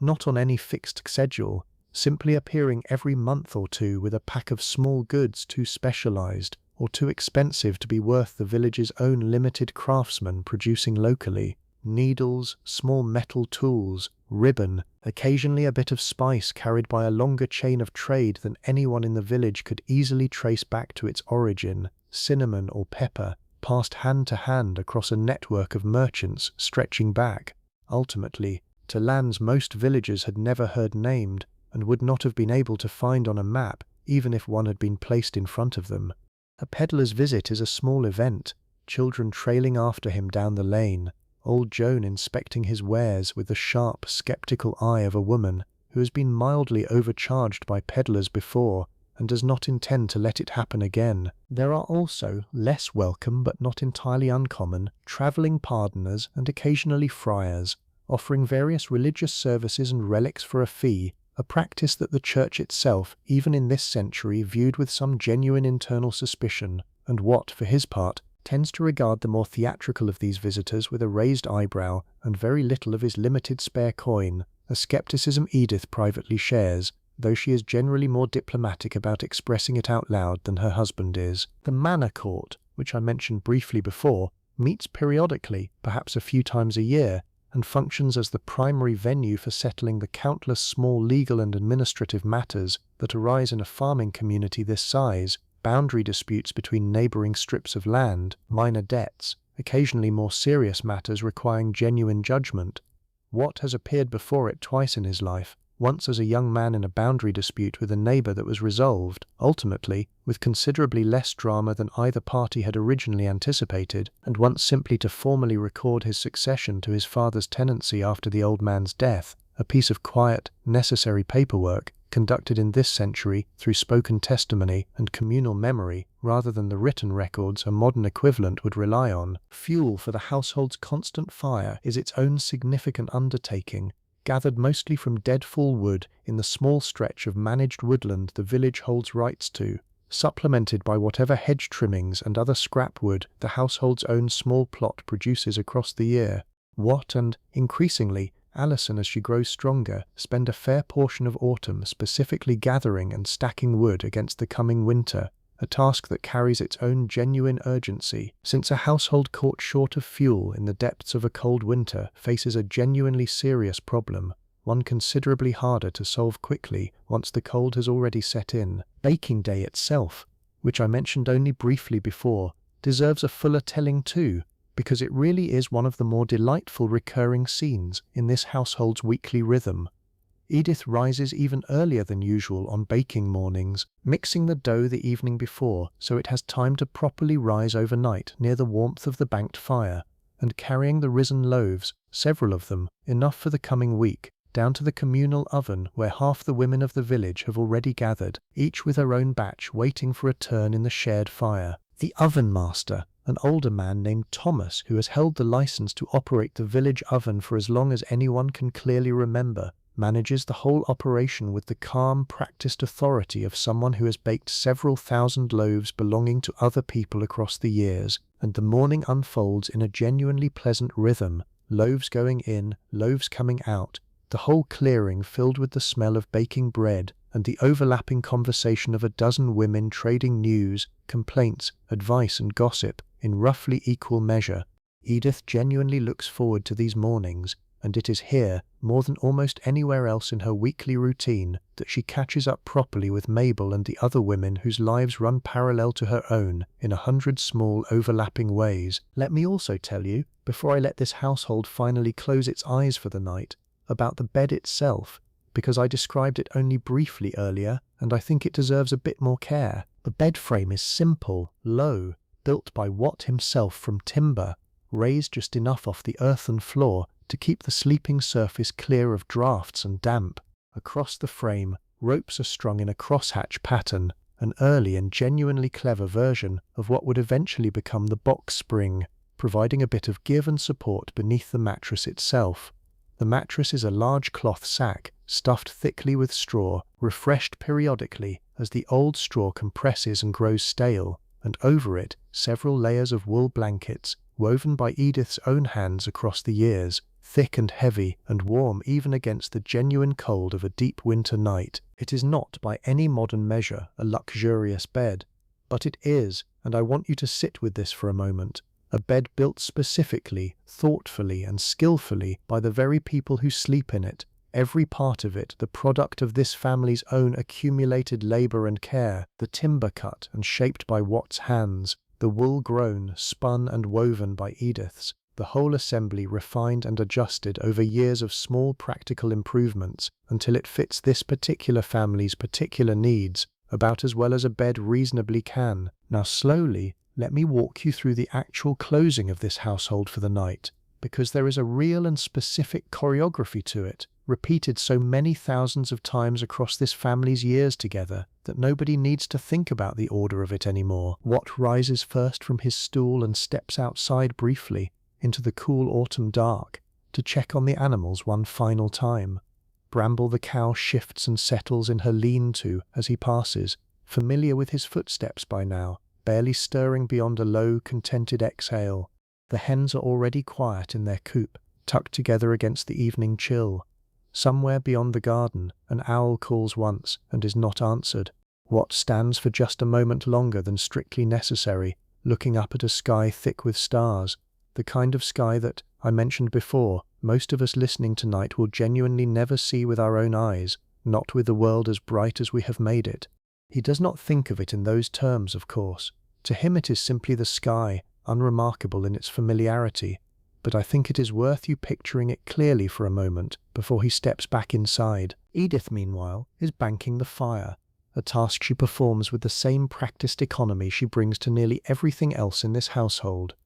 She rakes the glowing coals into a careful, compact mound near the center of the hearth, then covers them thoroughly with a layer of ash, thick enough to smother the flame entirely, while still preserving the deep, slow-burning heat beneath, so that tomorrow morning, when she uncovers them again, there will be a living ember waiting rather than cold, dead ash to start entirely from scratch. It is a small, precise ritual, performed identically nearly every night of her adult life, and there is something genuinely soothing in its exact repetition, the same careful raking motion, the same measured covering, night after night after night. Alison helps Old Joan settle onto her cot, tucking the wool blankets in with the particular gentle firmness that has become, over the past year or two, entirely her own responsibility, rather than something either of her parents needs to think about anymore. Old Joan murmurs something, half a blessing and half simply an old habit of words, the way an older generation's phrases tend to persist long after anyone remembers exactly where they first came from,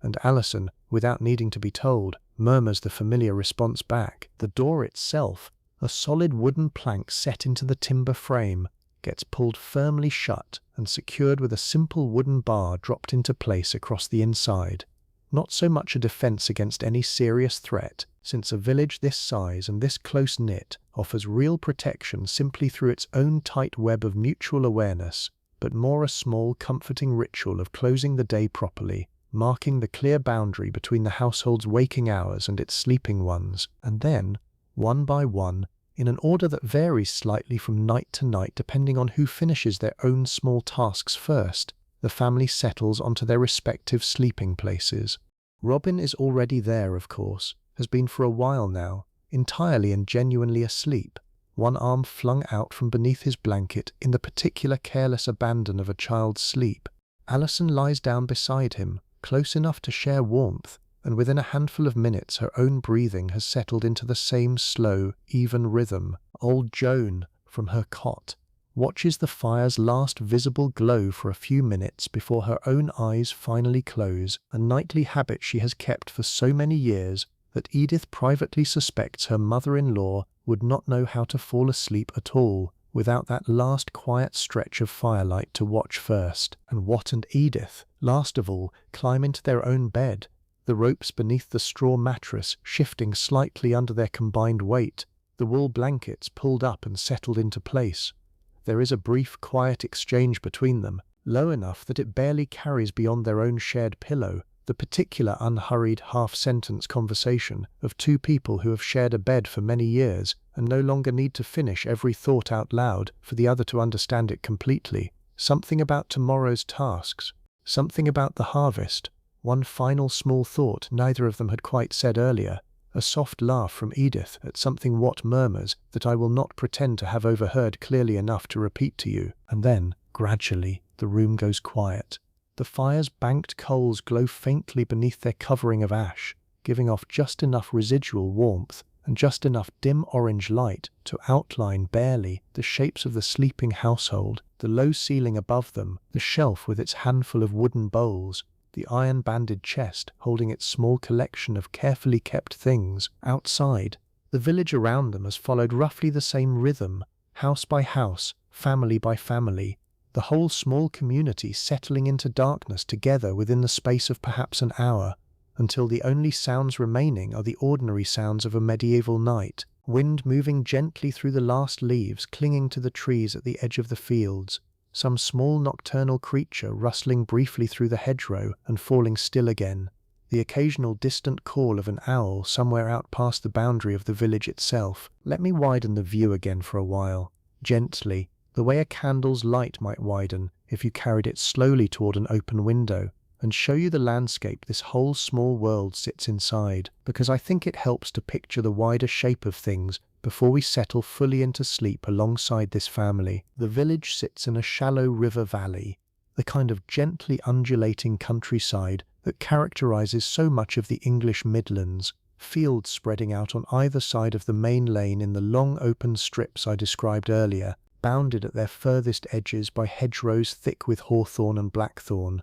the same hedgerows that provide the blackberries Robin and Alison gather each summer, and further out still, a stretch of managed woodland that the village holds shared rights to, oak and ash and hazel, providing not only fuel, but also the raw materials for countless small household necessities, the hazel rods that get woven into wattle for wall construction, the acorns that feed the pigs through autumn, the deadfall wood gathered carefully across the colder months. A river, narrow but reliable, runs along the valley's low point, turning a mill some distance downstream, where the village's grain, once threshed and cleaned, gets ground into flour, another small fee paid, another small piece of the village's economy that ties every household to every other in a web of shared, interdependent necessity. Alison and Robin's stream, the one with its private mythology of enchantment and frogs, is a smaller tributary feeding into this same river, close enough to the village to visit freely, far enough to feel, to two children under the age of 13,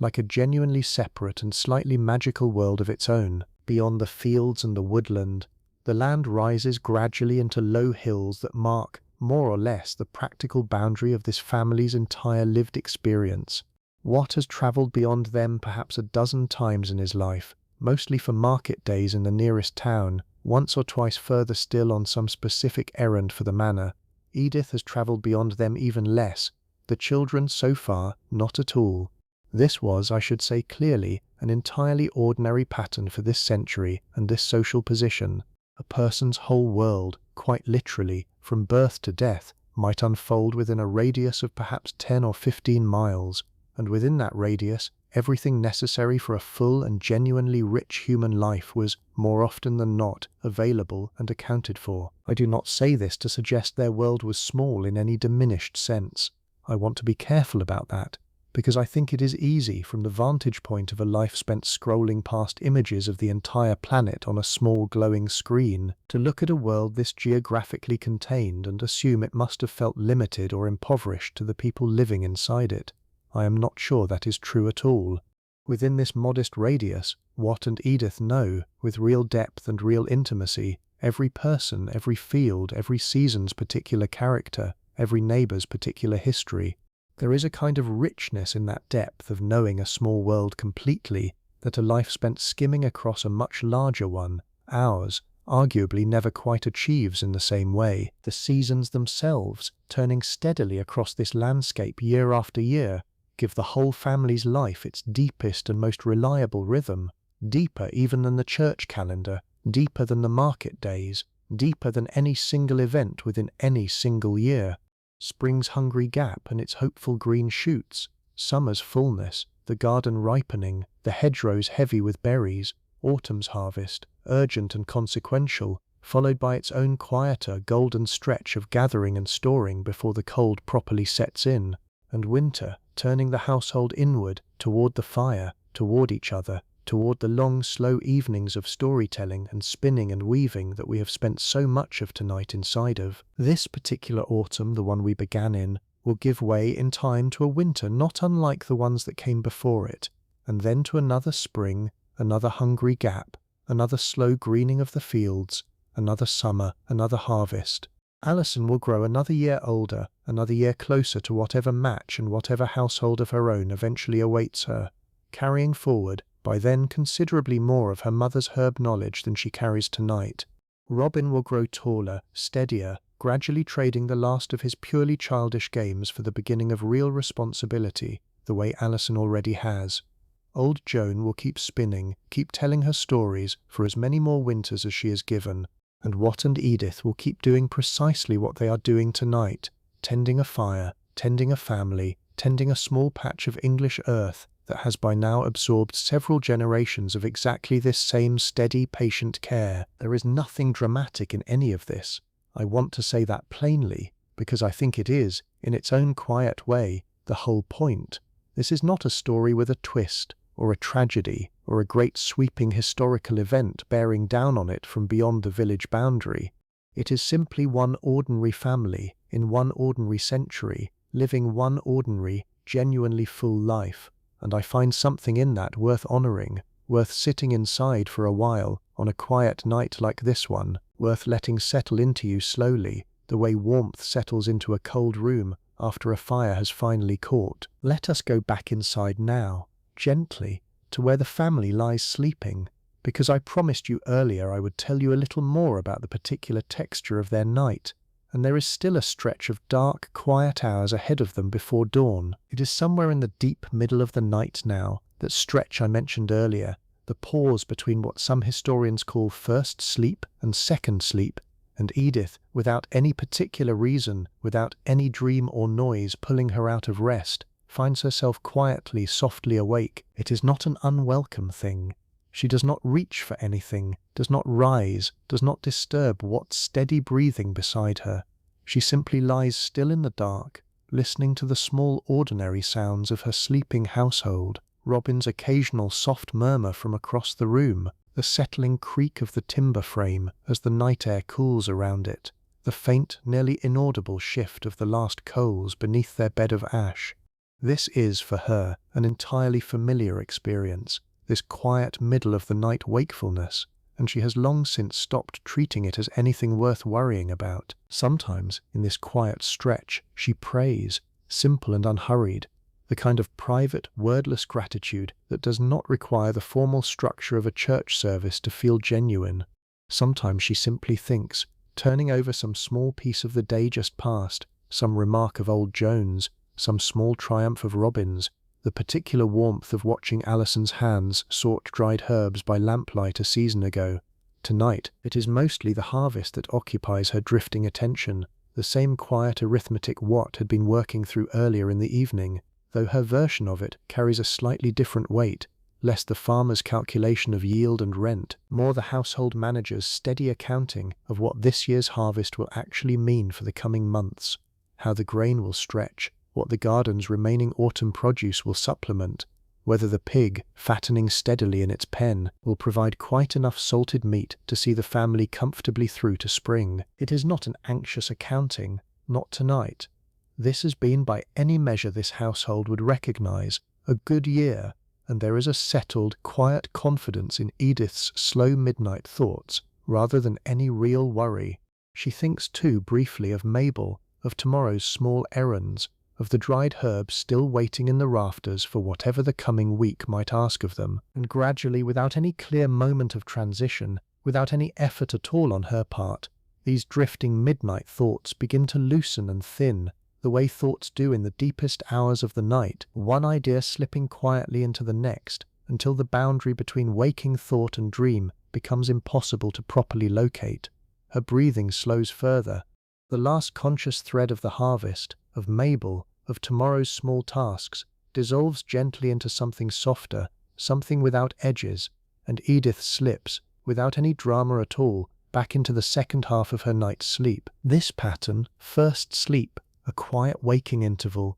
second sleep, repeated itself across this household night after night, year after year, an entirely unremarkable rhythm to a family who had never known any other way for a night to unfold. I mention it again now, at this particular slow hour of our own story, because I rather like the idea that if you, listening tonight, happen to drift in and out of sleep yourself over the coming hours, waking briefly and unhurriedly before settling back down again, you would not, in truth, be doing anything unusual at all. You would simply be sleeping the way people slept for the greater part of human history, before electric light and rigid schedules convinced us that a single unbroken block of sleep was the only proper way to rest. I want to tell you a little more about dreams too, while we are lingering in this quiet middle stretch of the night, because medieval people, this household very much included, took the content of their dreams considerably more seriously than most of us tend to now. Dreams were widely understood, across this century, as potentially meaningful, sometimes even prophetic, capable of carrying messages worth genuine attention, rather than simply dismissing as random nighttime noise. Old Joan, in particular, holds firm and detailed opinions about which kinds of dreams mean something, and which are simply, in her own words, the mind clearing out its clutter, and she has, over the years, offered Alison more than one confident interpretation of a troubling dream that seemed, at least by Alison's own account, to settle her considerably more than the dream itself had unsettled her in the first place. There is something worth noticing in that too, I think. The way a grandmother's steady, confident presence, her willingness to sit with a child's nighttime worry and offer some framework, however unscientific, for understanding it, does real and lasting comfort in its own right, regardless of whether the interpretation itself holds up under any modern scrutiny. Comfort, offered steadily and consistently across a childhood, tends to matter a great deal more, in the long run, than whether every individual piece of it would satisfy a scholar. Let me tell you about the parish priest for a moment, because he is a recurring figure in this family's life that I have mentioned only in passing so far, and he deserves a bit more colour. Father Aldwin, as he is known throughout the village, has held this particular parish for close to 20 years now, long enough to have baptised both Alison and Robin, long enough to have buried Watt's father, long enough that his own presence has become, to this household and to the village at large, something close to a fixed and permanent feature of the landscape, as reliable and unremarkable as the church bell itself.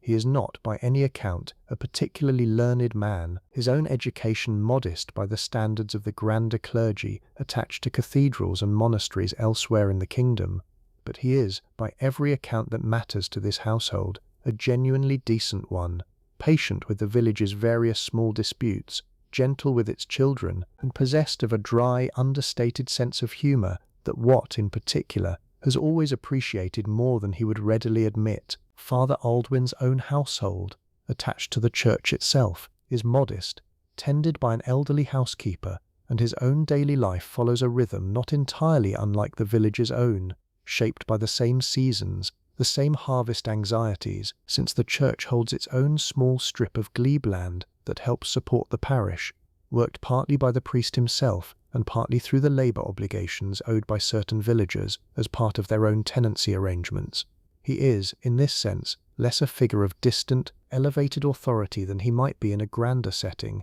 and more simply another member of this small, interdependent community, one whose particular role happens to be spiritual rather than agricultural, but who is fundamentally bound to the same land, the same weather, the same slow turning of the same seasons as everyone else. Michaelmas, which falls at the very end of September, has just recently passed as we sit inside this particular autumn evening, and it carries its own small significance worth mentioning, marking, among other things, one of the traditional quarter days on which rents and certain other obligations were customarily settled. Watt paid his own portion of rent to the steward only a couple of weeks past, in a mixture of coin and grain that the steward's own careful ledger, kept in a script neither Watt nor Edith can read but trust implicitly regardless, duly recorded against the family's tenancy. There is a particular relief that follows the settling of Michaelmas rent, a sense of one significant annual obligation properly discharged, and it is part of what allows this evening's harvest conversation to unfold with the relatively settled,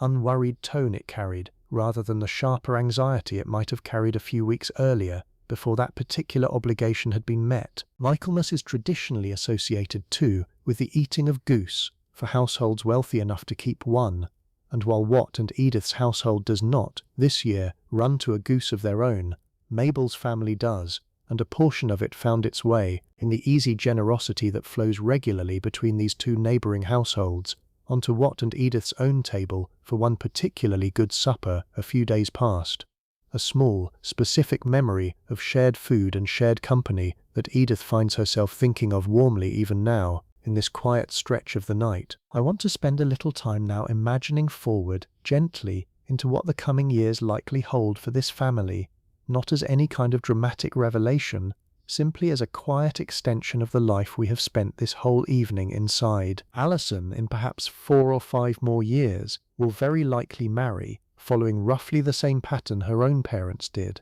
a match considered carefully by both families, weighed for practical compatibility, but very probably involving, as her parents' own marriage did, a genuine measure of personal preference and affection as well.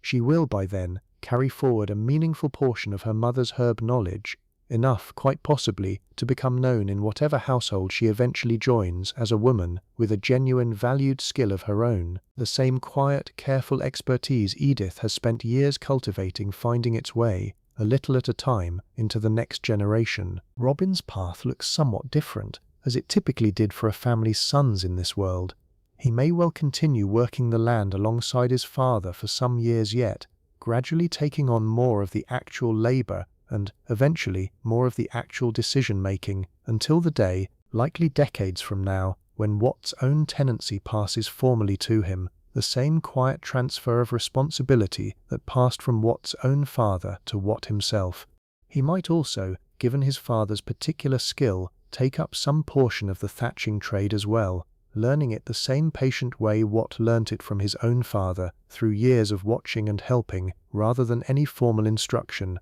None of this is fixed, of course. Harvests fail, illness strikes without warning, plans made confidently on a quiet autumn evening can unravel entirely within a single hard season, and I do not want to pretend this family's future holds some guaranteed, uncomplicated happiness that history rarely actually grants anyone. But within the real uncertainty every household of this era lived inside, there is also, I think, a reasonable and grounded hope here, built not on luck alone but on genuine skill, genuine care, and a household that has, across years of steady effort, built itself into something resilient enough to weather most of what an ordinary life is likely to ask of it. Let me tell you something about how we actually know all of this, because I think it adds a particular richness to sit with for a moment, here in the quiet middle of the story, before we ease back down into sleep alongside this family. A household like Watt and Edith's left almost no direct written record of itself.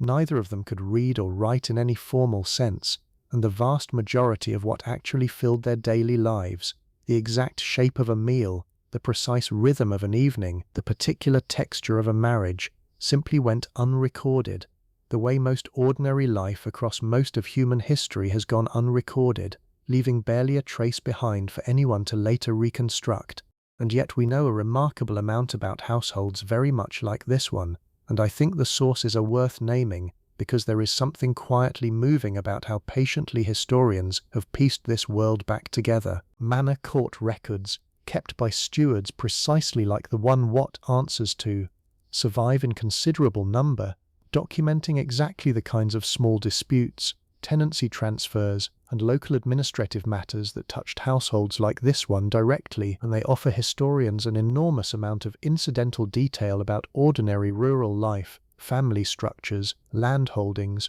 even occasional glimpses of personality and conflict, preserved almost by accident within what were, at the time, purely bureaucratic documents. Archaeology has contributed enormously too, the excavation of medieval village sites revealing the actual physical layout of houses like this one, the post holes marking where timber frames once stood, the remains of hearths, the occasional preserved fragment of pottery or tool that tells its own small specific story about daily household use, manorial account rolls, tracking crop yields, livestock numbers, and rent payments across individual estates, give historians a genuinely detailed picture of the agricultural rhythms this household's whole life revolved around, and combined with surviving wills, however modest, and the occasional detailed description left by literate observers, chroniclers, clergy, and later writers looking back, a surprisingly rich and textured picture of medieval peasant life has gradually emerged, assembled patiently across generations of careful historical and archaeological work. I find something genuinely moving in that process, honestly, the idea of scholars piecing together the shape of an entirely ordinary life, a life that nobody at the time thought worth specially recording, out of scattered fragments, a post-hold floor plan here, a court record there, a single surviving account roll noting a particular year's grain yield. Watt and Edith themselves, as specific individuals, are my own invention tonight, a composite drawn from this accumulated historical understanding, rather than a household that ever existed by exactly this name, in exactly this village. But the world they inhabit, the house, the hearth, the fields, the church, the wider rhythm of season and obligation and community, all of that is built as faithfully as I can manage from precisely the kind of patient historical reconstruction I have just described to you. Let me tell you a little about weather lore too, before we return fully to the sleeping household,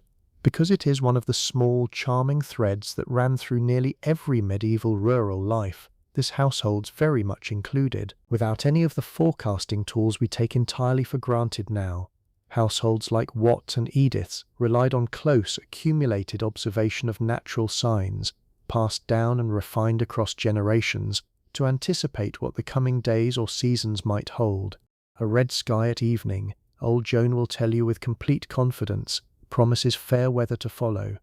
Certain plants closing their petals early was, in her understanding, a reliable sign of approaching rain. The particular behavior of the village's swallows, gathering and circling with unusual restlessness, apparently signaled a change in the weather reliably enough that Watt, across years of his own careful observation, has come to trust it nearly as much as he trusts his own eyes on the actual sky. Some of this weather lore, examined by modern science, holds up reasonably well, rooted in genuine, observable atmospheric patterns that people without any formal meteorological training nonetheless learned to read accurately through sheer patient accumulated attention across many years and many seasons. Some of it, honestly, does not hold up nearly so well, more folk tradition than reliable forecasting. But taken together, this whole body of weather knowledge represents exactly the kind of practical, empirical expertise that filled this household's daily life in a dozen different domains: herb lore, animal husbandry, thatching, weaving, baking, all of it built the same way, through patient observation and accumulated trial across years and generations, refined and passed forward the same way Edith is now, carefully, beginning to pass her own herb knowledge forward to Alison. Let me take you back just a few weeks now, to the harvest itself, because I want you to actually feel that day, rather than simply hear it summarized the way I described it earlier. And I think it deserves a slower, fuller telling before we let this family sleep undisturbed for the rest of the night. It began before full light, the whole village turning out into the fields together. Nearly every able-bodied person from every household gathered along the edge of the ripened wheat, the air still carrying the particular cool sharpness of an early autumn morning, mist lying low across the far end of the field where the ground dipped slightly toward the stream. The wheat itself stood tall and pale gold, heavy-headed, swaying faintly in a light breeze that carried with it a dry, papery rustle, unlike any other sound in the whole agricultural year. And there is a particular smell to a field of ripe grain just before the cutting begins that I genuinely wish I could describe to you properly, warm and dusty and faintly sweet all at once. What worked alongside a line of other men and women, sickles moving in a steady, practiced rhythm, each stroke gathering a handful of stalks and cutting them close to the ground in a single fluid motion, the cut grain laid carefully behind the cutter rather than simply dropped, ready for the next stage of gathering. It is hard, relentless, repetitive labor, bent over for hours at a stretch, and by mid-morning Watt's back had already begun the particular deep ache that would linger for days after the harvest properly finished. But there was, running alongside the sheer physical difficulty of it, a genuine current of shared purpose and even a kind of festival energy,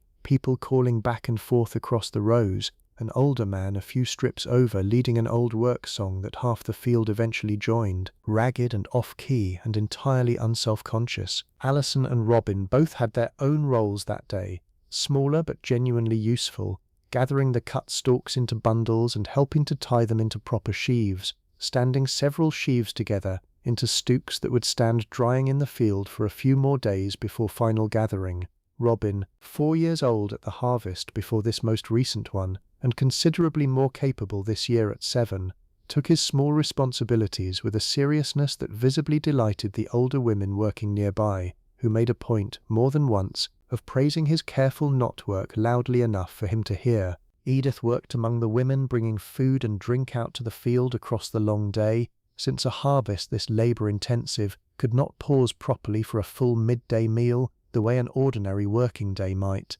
Bread, cheese, and a good deal of small ale were carried out in baskets and passed hand to hand along the rows, workers eating standing or crouched briefly between strokes rather than stopping the harvest's momentum entirely. It was, by any account, an exhausting day for everyone involved, but the mood held remarkably steady and remarkably warm throughout it, buoyed by the shared, unmistakable sense that this was the year's single most important labor, and that everyone present was, in a very real and immediate sense, working to secure their own household's survival through the coming winter. By the time the light began to fail, the field that had stood full of tall, pale wheat that morning was reduced to bare stubble dotted with neat rows of standing stooks, and the whole village, thoroughly exhausted, made its way home in a loose, straggling procession along the lane, children half asleep on their feet, adults moving with the particular slow, satisfied fatigue of a hard day's work well and thoroughly done. That evening's supper, Edith remembers clearly even now, was simple but felt in the moment like a genuine feast. Extra bread, a bit of the cheese normally saved more carefully, and a shared sense around the family's own small table that whatever the coming winter held, they had, together, done everything within their power to prepare for it properly. I wanted you to have that fuller memory of the harvest, sitting alongside tonight's quieter, settled conversation about it, because I think it helps to actually feel the labour and the shared community effort that sits underneath the calm arithmetic Watt and Edith worked through so easily earlier this evening. The ease of tonight's conversation is only possible because of exactly that hard shared day several weeks past, and there is something worth appreciating in that connection, the quiet security of tonight resting directly on the sweat and shared effort of a specific, exhausting day not so very long ago. Let me tell you a little more about Mabel now too, since I have mentioned her several times without ever quite giving her a full portrait of her own, and I think she deserves one before we close this story out properly. Mabel is a handful of years older than Edith, married slightly earlier, and mother to 3 children of her own, the eldest already old enough to be considering matches of his own, a fact Mabel brings up with a mixture of genuine pride and only half-joking despair whenever the subject arises at the well. She is, by temperament, considerably louder and more openly opinionated than Edith, quick to laugh, quicker still to offer an unsolicited opinion on nearly any subject that crosses her path, and the friendship between the two women works, in part, precisely because of how differently they are built. Mabel's forthright energy balancing Edith's own quieter, more careful nature in a way that seems to genuinely delight them both. It was Mabel, in fact, who first brought her own goose to Watt and Edith's table this past Michaelmas, arriving at their door unannounced with a portion already wrapped and ready, waving off Edith's immediate, reflexive offer to somehow repay the kindness with the particular brisk dismissiveness of a woman who considers the entire question slightly beside the point. That is simply how things work between these two households, and has for as long as either woman can remember, a running, informal, endlessly reciprocal exchange of small kindnesses that neither of them has ever bothered to keep any actual account of. Let me introduce you to a couple more figures who fill out this village's edges, because I think they add real texture to the picture, even if they sit a little further from the centre of Watt and Edith's own household. There is a blacksmith, a broad-shouldered man named Osborne, whose forge sits near the church at the village's rough centre, and whose work touches nearly every household in some form, mending tools, shoeing the handful of horses kept by wealthier tenants, repairing the iron fittings on carts and ploughs that break down with predictable regularity across a hard-working year. Osborne's forge is, alongside the well and the communal oven, one of the village's genuine social hubs, men gathering there in the evenings, sometimes simply to talk while Osborne works, the rhythmic ring of hammer on hot iron providing a steady backdrop to conversation that ranges from practical farming matters to whatever fragments of wider news have most recently drifted in from market day. There is the miller, too, further along the river where the water turns his wheel, a figure regarded across most medieval villages, this one included, with a particular mixture of necessary reliance and quiet suspicion, since the miller takes a portion of every household's grain as payment for the grinding, and there was, across this whole era, a persistent, widely shared folk belief that millers as a class could not entirely be trusted not to skim a bit more than their fair share when nobody was watching closely enough. Whether this particular village's own miller, a quiet, somewhat solitary man named Reynold, actually deserves this reputation any more than millers elsewhere, is a question Watt has never bothered to seriously investigate, mostly because there is, in practical terms, no real alternative to using his mill, regardless of what anyone privately suspects. Let me return one more time to Edith's garden, because I think there is more to say about it, and it is exactly the kind of small, rich, sensory detail I want to leave you with plenty of before we let this whole household finally drift fully back to sleep. The plot sits just behind the house, fenced modestly against the hens and against the occasional wandering pig, and across a full growing season, it produces a surprising range of food for its modest size. Cabbages, planted in careful rows, their broad leaves gradually curling in toward a tight central head across the growing months. Onions and leeks, both essential to nearly every pottage the household makes, their sharp green tops a familiar sight from spring through much of autumn. Peas and beans, trained up simple wooden supports, providing both fresh eating in summer and, dried and stored, an essential protein source through the leaner winter months. And herbs, of course, both the common cooking herbs any household would recognize, parsley, sage, thyme, and the somewhat more specialized collection that feeds Edith's other, quieter expertise, feverfew, yarrow, chamomile, and several others besides, that she tends with particular care in a small dedicated corner of the plot. Gardening, in this household, is not treated as a leisurely hobby the way it might be for many people now. It is genuinely essential labor, undertaken with real seriousness, and Edith's skill with it, her knowledge of which plants thrive in which particular patch of soil, which need shade, and which need full sun, which benefit from being planted near each other,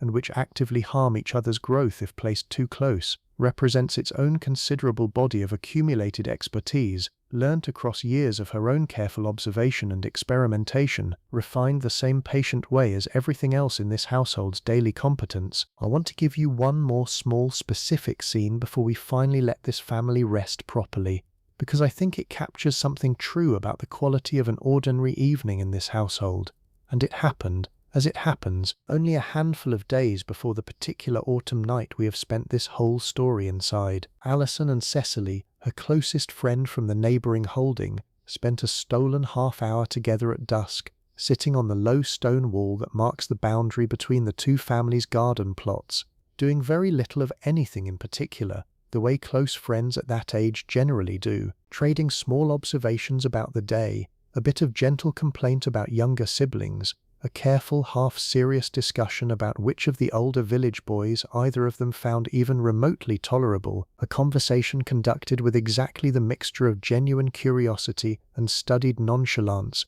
that 13-year-olds have apparently brought to this exact topic across every century humans have kept any record of at all. It is such a small moment, barely worth mentioning on its own. But I find myself thinking of it now, at this point in our story, because it sits so close, in time and in feeling, to everything else we have spent tonight exploring, the harvest, the herb knowledge quietly passing between mother and daughter, the whole slow, steady accumulation of this family's ordinary life. Alison's friendship with Cecily will likely carry forward for years yet, through both of their eventual marriages, through the raising of their own future children, the way close female friendships forged in girlhood so often did across this era, offering exactly the kind of steady, lifelong companionship that Edith herself has found in her own adult years with Mabel. Let me widen the frame one final time before we settle back into the quiet of this sleeping house, because I think it is worth understanding briefly how the wider kingdom around this small village touches, and mostly does not touch, this family's daily life. England in this century sits under the rule of a king whose name and whose particular concerns, wars fought or threatened against neighbouring kingdoms, disputes with powerful nobles, matters of royal succession and taxation debated in halls, this family will never see, reach this village mostly as distant rumour, filtered down through market day conversation and the occasional travelling official collecting some tax or another on the crown's behalf.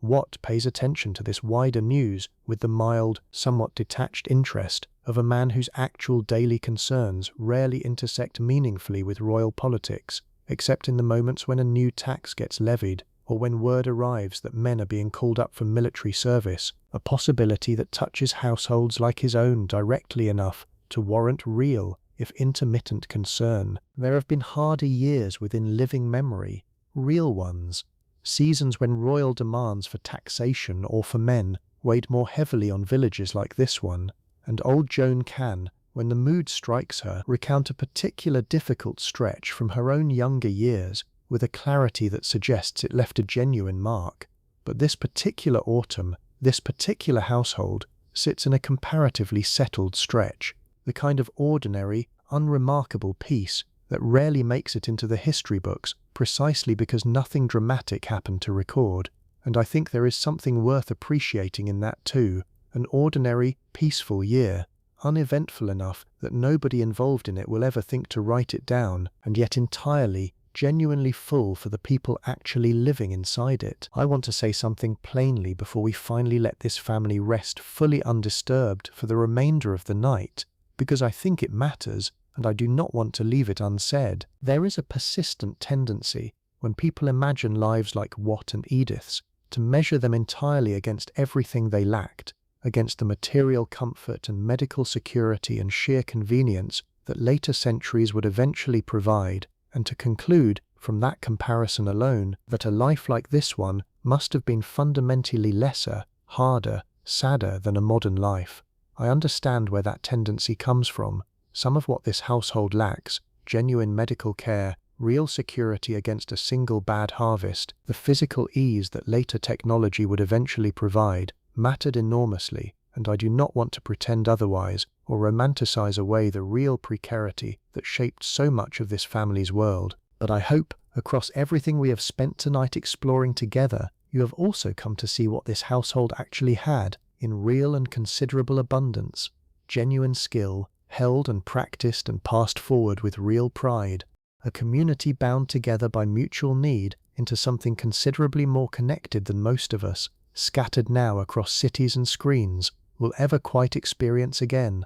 A family that knows each other completely, in a depth that comes only from sharing every single day, every single meal, every single quiet evening, across an entire life together. A marriage built on real partnership and real unhurried tenderness. A grandmother's stories, told and retold across a warm fire through countless winter evenings. A daughter's quiet, careful hands, learning a mother's hard-won knowledge one careful lesson at a time. None of that shows up easily in a simple accounting of what this household had and lacked, measured purely by material comfort. But I think it is, in its own way, every bit as real, and every bit as worth noticing, as anything a modern accounting might tally instead. Let us leave them now, gently, exactly where we found them, sleeping soundly through the deep, quiet hours of an ordinary autumn night, the fire's banked coals still holding their slow, patient warmth beneath a covering of ash, the whole household breathing steadily together in the dark. And yet, before true dawn arrives to end our story properly, I want to linger a while longer in this particular stretch of deep night quiet, because there is still more of this world worth wandering through slowly, and I think you have plenty of night left ahead of you too. Let me tell you about the particular sound of rain on a thatch roof, because it is one of those small sensory details that, once described properly, tends to stay with people. Unlike rain on a modern tile or slate roof, sharp and percussive, rain falling on a thick, well-maintained thatch roof produces something considerably softer, a low diffused patter that the straw itself seems to absorb and muffle, turning what might otherwise be a harsh, insistent sound into something closer to a steady, gentle hush. Edith has always found it one of the most reliably calming sounds in her entire world, and on the handful of occasions across a given year when a real, steady rain sets in overnight, she finds herself, more often than not, sleeping more deeply rather than less, lulled by that particular soft, muffled percussion overhead. Watt, for his part, listens to rain rather differently, an occupational habit built from years of thatching work, unable to entirely switch off the part of his mind that automatically assesses, even half asleep, whether a given roof is holding up properly against a given storm. He has, on more than one occasion, woken fully in the middle of the night at the sound of rain intensifying beyond some threshold his own trained ear registers before his conscious mind quite catches up, risen quietly and stepped outside briefly just to confirm, with his own eyes, that all was well. It usually is, but the habit persists regardless, the particular occupational vigilance of a man who has spent enough years responsible for other people's roofs that his own has become, in some small corner of his mind, a thing he never entirely stops half watching over. Tonight, though, the sky remains clear, That thick scatter of stars Watt noticed earlier still holding steady overhead, undisturbed by any gathering cloud, and the household sleeps on through a dry, mild autumn night without any need for Watt's particular Thatcher's vigilance to stir him from his own rest. Let me tell you too about the particular quality of silence that settles over a village like this one in the deepest hours of the night, because I think it is genuinely difficult for those of us who have grown up surrounded by the constant low hum of modern life, refrigerators, distant traffic, the electrical buzz of 100 small devices, to properly imagine just how complete this silence actually was. There is, on a night like tonight, no mechanical sound at all, not anywhere within this family's entire audible world. What sound there is comes entirely from the natural world around them. Wind moving through the last stubborn leaves clinging to the trees at the field's edge, the occasional call of an owl, the faint, almost imperceptible sound of the stream running steadily along its bed some distance off, a sound so constant and so gentle that the whole village has long since stopped consciously hearing it at all, the way you might stop noticing your own breathing. Within the house itself, the only sounds are the small, intimate ones of a sleeping family, breath and shifting weight, and the occasional soft murmur of a dream passing briefly through someone's rest. I find myself, describing this to you now, genuinely a little envious of it, if I am honest. There is a particular richness to silence this complete that most of us, myself very much included, rarely get to experience anymore, and I think there is something worth sitting with in the idea that an entire family, an entire village, could sleep this deeply and this undisturbed, night after night, inside a quiet this total. Let me tell you a little more, too, about what this same house might look and feel like across the different seasons, since we have spent so much of tonight inside this one particular autumn evening, and I think a fuller sense of the whole turning year adds something worth having before we finally close this story out. In deep winter, this same room, the one Robin sleeps in now with the fire's warm glow across his face, would carry a different quality entirely, colder air pressing in around the edges of the shuttered window despite the fire's best efforts, the family's breath sometimes faintly visible in the coldest stretches of the coldest nights, extra blankets piled thick across every sleeping body,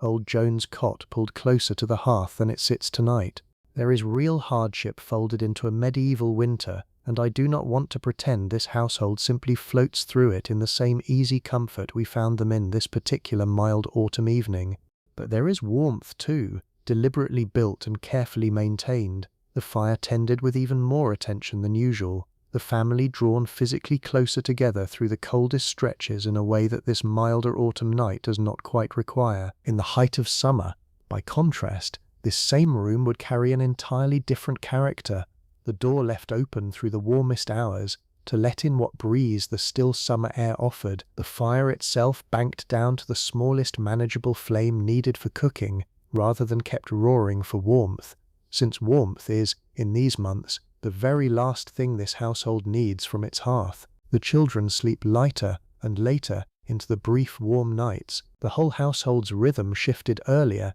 into the long daylight hours, work beginning before proper sunrise and stretching later into the lingering summer evening, chasing every available hour of usable light before the shorter days of autumn arrive to reclaim them. Let me tell you too, a bit more about the particular texture of Watt and Edith's marriage, because I think it deserves fuller attention than the small glimpses I have offered you so far, scattered here and there across tonight's wider story. They have been married now for close to 14 years, since Edith was barely 17 and Watt not much older himself, and across that span they have built, together, exactly the kind of deep, unremarkable familiarity that only genuinely long partnership produces, the sort where an entire conversation can pass between two people in barely a handful of words, where a single glance across a crowded harvest field carries as much information as a full sentence might for anyone else. Watt knows, without needing to be told,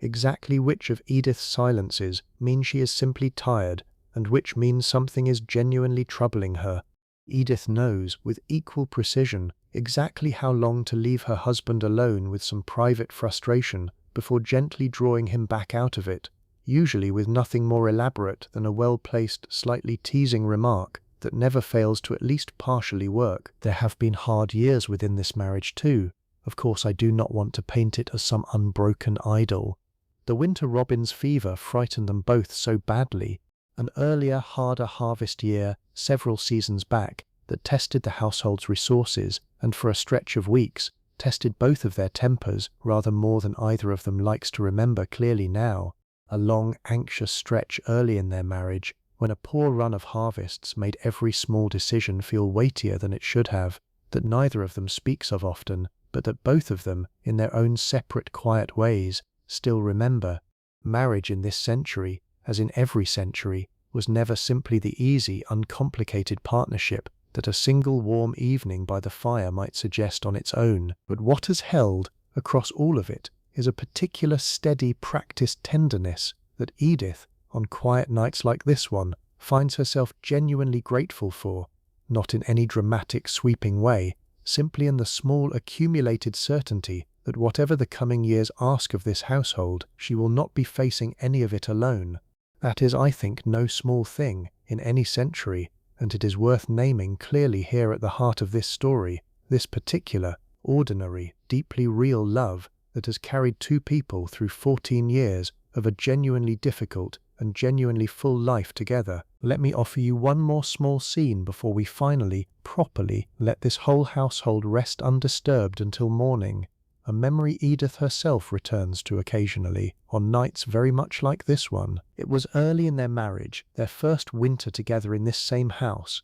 before either of the children existed at all, and a particularly hard, cold stretch of weather had kept them both indoors for the better part of several days running, the fields frozen too solid for any useful outdoor work, the whole world outside reduced to a narrow, frigid grey. What, restless in the way a working man often is when weather forces idleness on him, had spent that stretch carving, patiently, a small wooden comb for Edith's hair, nothing elaborate, simple lines worked carefully into a piece of smooth beechwood, and he had presented it to her, she remembers, with an awkward, unpracticed shyness that struck her, even then, as rather sweet in a young husband still finding his own footing in a marriage barely a season old. She still has that comb. It sits, wrapped carefully, in the same iron-banded chest that holds her better gown, used rarely now, replaced in daily practice by a plainer, more practical one, but kept nonetheless, all these years later, for exactly the reason you would expect, a small, specific, treasured object that carries considerably more weight than its modest craftsmanship alone would suggest to anyone who did not know its particular story. I like this detail a great deal, if I am honest with you. There is something in it that feels entirely true to how real, long marriages actually work, not through grand romantic gestures repeated dramatically across the years, but through exactly this kind of small, patient, specific care, offered quietly and received gratefully, accumulating steadily across a decade and more into something considerably larger and sturdier than any single gesture could account for on its own. The night continues on, unhurried, around this sleeping household, the stars overhead shifting almost imperceptibly across the sky in their own slow, ancient rhythm, the fire's banked coals holding their steady, patient warmth, the whole village around them breathing together in the same deep, settled sleep. There is nothing more to happen tonight, no crisis waiting in the dark to disturb this particular rest, simply a family, warm and safe and thoroughly, deservedly tired, sleeping through the quiet hours of an entirely ordinary, entirely good autumn night, exactly as they have slept through several thousand nights before this one, and exactly as they will, in all likelihood, sleep through several thousand more. I want to spend just a little more time, before we finally close this story properly, on the particular rhythm of an ordinary week in this household, because I have shown you a great deal of individual scenes and individual seasons tonight, but perhaps not quite enough of the steady, repeating pattern that actually held this family's daily life together across an ordinary stretch of ordinary weeks. Monday typically begins the working week proper, whatever remained undone from the previous week's tasks taken up again with fresh energy. Watt back to the fields if the season calls for it. Edith back to whichever combination of spinning, weaving, cooking, and household management the week's particular needs demand. Tuesday and Wednesday tend to blur together in memory, ordinary working days distinguished mainly by whatever specific tasks happen to fall on them, a bit of mending here, a longer stretch at the loom there. Thursday in this particular village has traditionally settled into baking day, the whole rhythm of the morning built around the walk to the communal oven and the social gathering that follows, and Edith genuinely treasures this weekly anchor point, a reliable, recurring pocket of female community folded into an otherwise demanding week. Friday carries its own small religious observance, a day of abstinence from meat according to church custom, met in this household mostly through fish when it can be had, salted or dried and carried up from the market town, or more often simply through a slightly heartier vegetable pottage that requires no particular substitution at all, since a household eating modestly to begin with rarely built its ordinary diet heavily around meat in any case. Saturday often carries a slightly lighter, more flexible quality,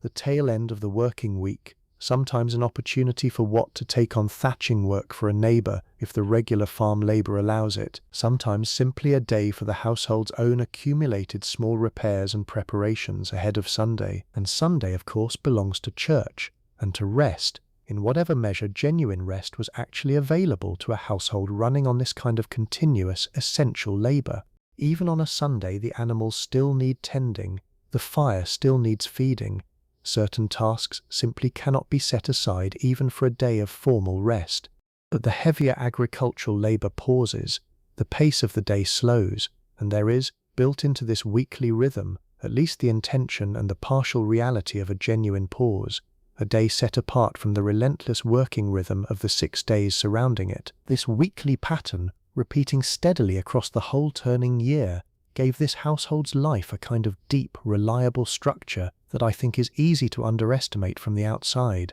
Nothing about any single ordinary Tuesday stood out as remarkable, but the accumulated weight of hundreds and then thousands of these ordinary structured weeks, one folding steadily into the next, is precisely what built the deep competence, the deep familiarity, the deep steady security that this family carries into the particular evening we have spent tonight exploring together. There is a particular kind of peace, I think, in a life built this way, around steady repeating rhythm rather than constant novelty, and it stands in genuine contrast to how a great many of us, listening tonight, tend to structure our own considerably more variable and considerably more scattered modern weeks. I do not say this to suggest one way of living is simply better than the other. That would be too easy a conclusion to draw from one quiet story told on one quiet night. But I think there is something worth noticing, and perhaps something worth gently borrowing, in the particular steadiness this family's life was built around, the reliable weekly anchors,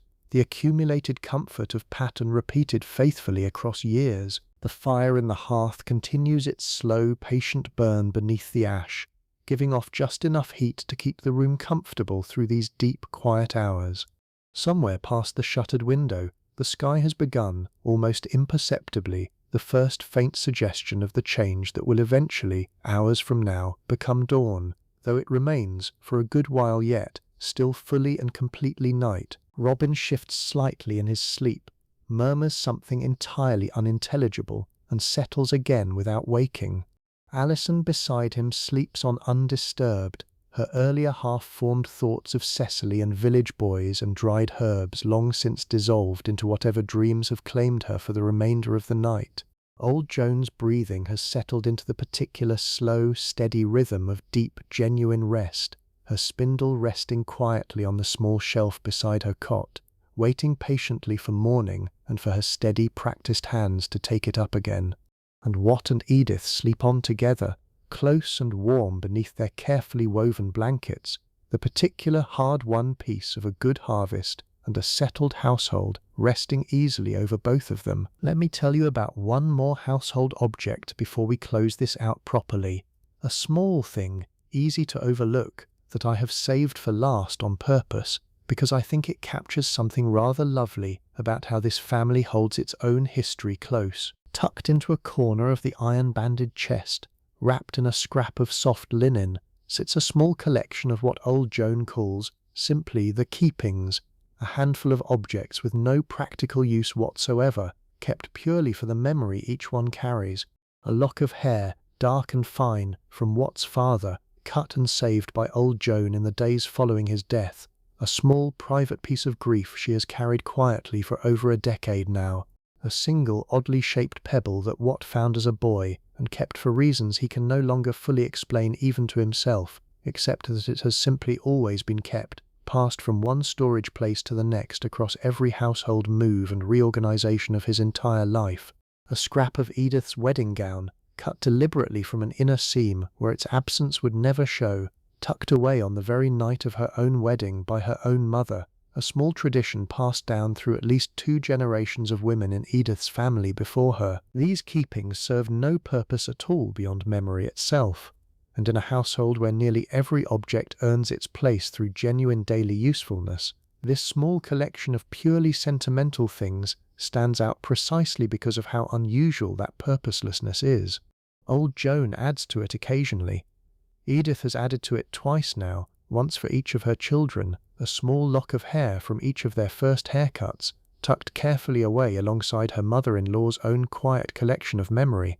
Alison, too, has recently begun her own small addition to it, a single dried sprig of lavender from a summer afternoon she will not fully explain the significance of to anyone, though Edith, watching her daughter tuck it carefully into the linen wrapping, has her own quiet suspicion about which particular afternoon it might be tied to, and has decided, with the same patient restraint she brings to so much else, not to ask. I find this detail worth sitting with, because it pushes gently against any assumption that a household living this close to genuine material necessity would have no room left over for anything as impractical as sentiment. There was room, there has always been room, in every century for people to set aside something with no function at all except the simple, human need to hold on to a piece of what mattered. Let me tell you too a little more about the particular texture of an ordinary conversation in this household, because I think the specific rhythm of how this family actually talks to each other deserves a bit more attention than I have given it directly tonight. There is a particular comfortable shorthand that develops inside any family who has spent this many years together in such close quarters,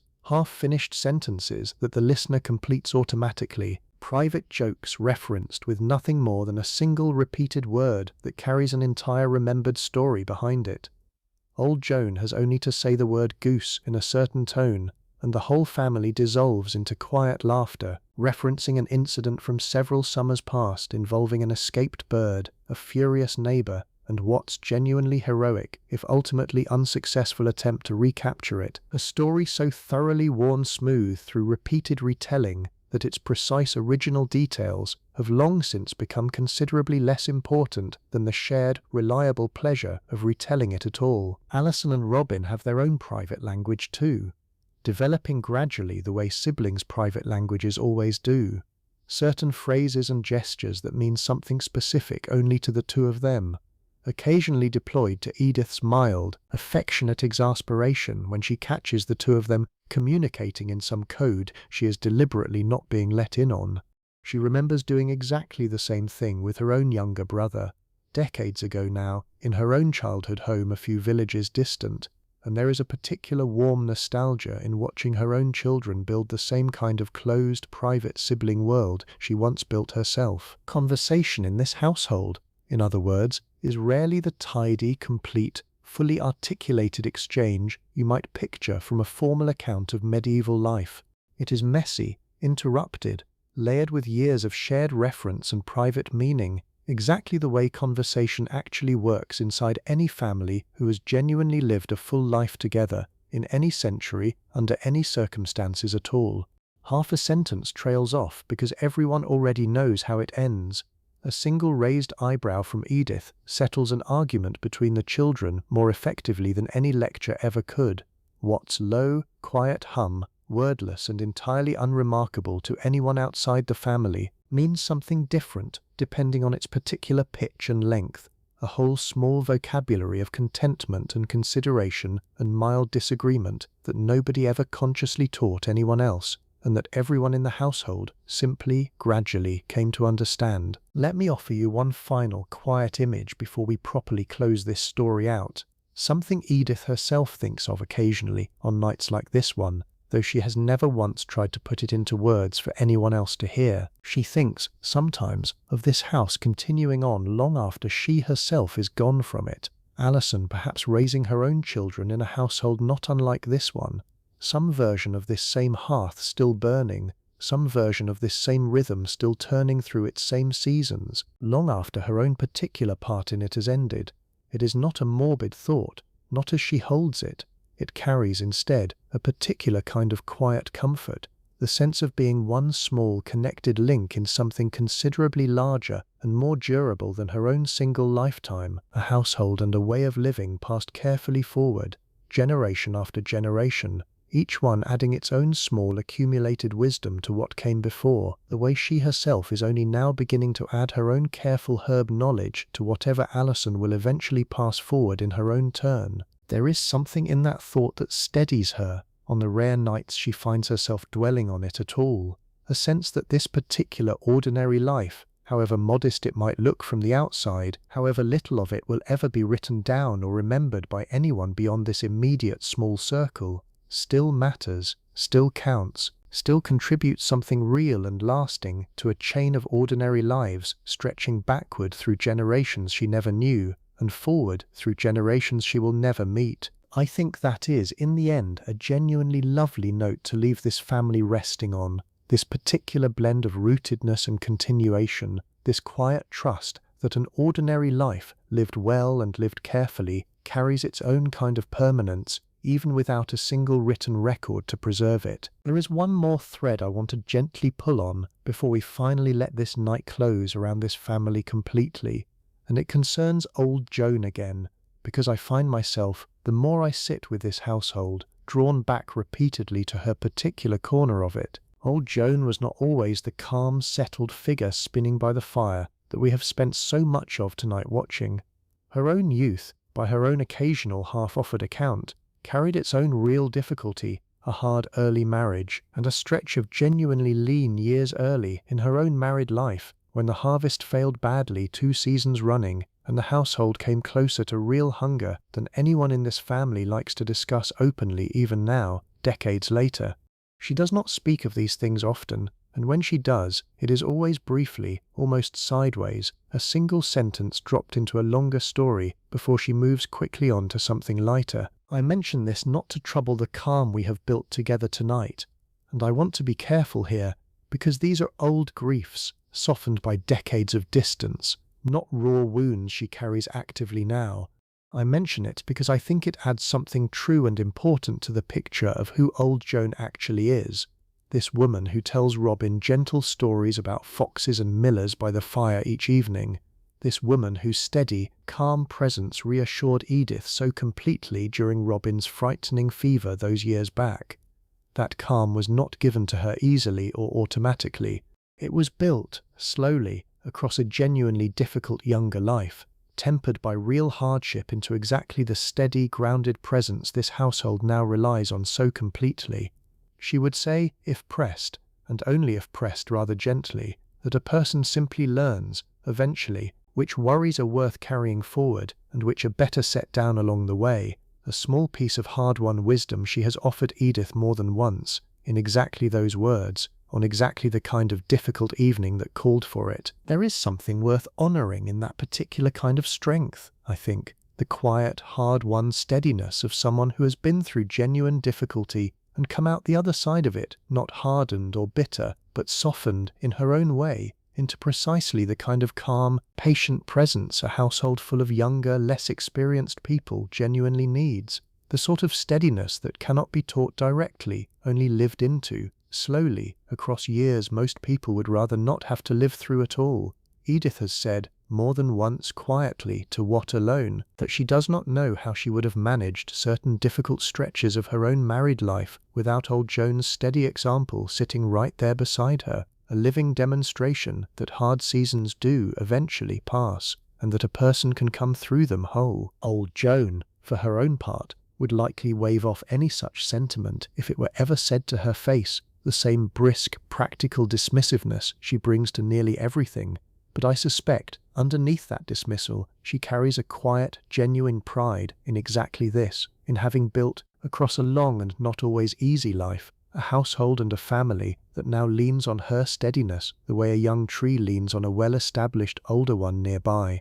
Roots grown deep enough, over enough seasons, to hold steady against whatever weather eventually comes. Let me tell you too about a small tradition this family keeps each year around the turning from autumn into winter. Something I have not mentioned yet and want to leave you with before we close. On the first properly cold night of the season, the night the whole household agrees, by some quiet, unspoken consensus, that true winter has genuinely arrived, Edith prepares a particular spiced, warmed drink, a simple mixture of ale warmed gently over the fire, sweetened with a bit of precious honey saved specifically for this purpose, and flavoured with whatever combination of warming spices the household's modest stores happen to allow that year. Sometimes a bit of cinnamon carried home from a peddler's pack, sometimes simply a handful of dried herbs from Edith's own careful collection. It is not a grand ritual. It takes perhaps 10 minutes to prepare, and considerably less time than that to drink. But it marks, reliably, year after year, the household's collective acknowledgement that the easier months have ended and the harder ones have begun. A small, warm, deliberate act of marking time together before the long work of winter properly starts. This particular autumn, that night has not quite arrived yet. The evening we have spent tonight still comfortably mild, the true bite of winter still a few weeks off, but it is coming as reliably as it has come every year of this family's life together, and there is something steadying, I think, in knowing that whatever this particular winter asks of them, they will meet it the same way they have met every winter before it, together, prepared as well as careful preparation allows, warmed by the same fire, gathered around the same hearth, carrying forward the same small, accumulated rituals that have carried this family, and families very much like it, through hundreds of winters before this one. Let me tell you about one final small ritual before we close, something particular to Robin, since I have given considerably more attention tonight to Edith, to Watt, and even to Old Joan than I have to this youngest member of the household, and I do not want to leave him out of our closing entirely, not after everything else this evening has shown you about the rest of his family. Robin has, for as long as anyone can remember, insisted on a particular order to his evening, small and specific, and entirely his own, one that the rest of the household has long since simply accepted as an unremarkable fact of daily life, rather than something worth questioning. He must say good night to the animals before he says good night to any person, a habit that began, as far as Edith can recall, sometime around his 3rd year, and has persisted, entirely unshaken, ever since, through every season and every small change this household has moved through in the years since. Most evenings, this means a brief visit to Bramble's lean-to, a solemn whispered good night delivered directly to the cow's broad, patient face, followed by an equally solemn round past the hen coop, where he addresses each bird individually by a name only he remembers, before finally, only then, coming inside to bid the actual humans of his household their own good night, in a fixed order that never varies, mother first, then father, then grandmother, then, on the rare nights she is still awake to receive it, his sister. Tonight this ritual happened exactly as it has happened perhaps 2,000 times before, Robin slipping out briefly before supper to complete his rounds, returning with the particular satisfied gravity of a small boy who has properly discharged an important duty before settling in for the rest of the evening that eventually carried him, entirely unnoticed by himself, into the genuine sleep we found him in earlier. Watt finds this habit quietly delightful, though he has learned, across several years of parenting, not to comment on it too directly, having discovered early on that any adult amusement voiced even gently in Robin's presence tends to make the boy suddenly, stubbornly self-conscious about a ritual that only functions properly, in his own 6-year-old estimation, when performed without any audience paying too much attention to it, an observation Watt privately finds rather wise for a boy so young. Edith, for her part, simply lets it continue, unremarked, the way she has learned to let most of her children's small private rituals continue, understanding, with a wisdom that comes from raising 2 children already, that these small, specific, slightly odd habits are rarely worth interrupting and often carry considerably more importance to the child holding them than any adult observing from the outside could easily guess. I mention this small detail because I think it captures something true about childhood in any century. This particular, fierce attachment to small private rituals that make sense only to the child performing them. Rituals that adults wisely mostly learn simply to accommodate rather than question too closely. Robin will likely grow out of this particular one eventually, the way children generally do, and Edith already half suspects, watching him grow more each season, that these last remaining years of purely childish ritual are numbered in a way she finds herself, on quiet nights like this one, gently mourning in advance, even as she remains genuinely glad to watch him grow. The night continues its own slow, steady progress around this sleeping household, indifferent, in the way that nights always are, to any of the small human dramas and small human tendernesses unfolding within the walls it surrounds. The moon, well past its fullest phase this particular week, offers only a thin, pale light, barely enough to outline the shapes of the cottages along the lane, the low silhouette of the church at the village's centre, the darker mass of the woodland beyond the fields. Somewhere out past the boundary hedge, a fox moves silently along its own nocturnal business, entirely unconcerned with the sleeping village it passes, and somewhere overhead, migrating birds, invisible in the darkness, continue whatever long journey autumn has called them toward, their passage marked only by the occasional, faint high call drifting down through the night air. This is the world, vast and quiet and largely indifferent, that surrounds this one small, warm, particular household, and I think there is something worth appreciating in that contrast too. The sheer scale of dark countryside and turning season and ancient unhurried sky stretching out in every direction around this single small lit hearth, this single sleeping family, holding its own modest, complete, entirely sufficient warmth against all of it. There is one last piece of this household I want to show you before we finally close the door on this particular night, and it is not a scene exactly, more a kind of quiet accounting, the sort Edith herself sometimes runs through in her own mind on nights when sleep takes its time arriving properly. 14 years of marriage, 2 children, healthy and growing, carrying forward, between them, this whole household's accumulated skill and care into whatever years still lie ahead of them. One small house, built by hands not so different from Watt's own, generations back, and maintained, patched, improved in small ways, year after year, by Watt's hands and his father's before him. A handful of acres, worked honestly, yielding in a good year like this one, enough to see the household through in reasonable comfort, and in a hard year, enough, usually, with careful management and the support of neighbours, to see them through regardless. A cow, a flock of hens, a share in an ox and a share in a flock of sheep, small pieces of larger shared village resources that no single household could reasonably maintain alone, but that, held in common, sustained every household together. A garden, tended carefully across each turning season, a loom, a spindle, an iron pot, a comb carved once by young, awkward, loving hands, and kept ever since. None of this, tallied up plainly like this, would have impressed anyone beyond the village boundary, and would have registered as next to nothing at all against the wealth of a lord, let alone a king.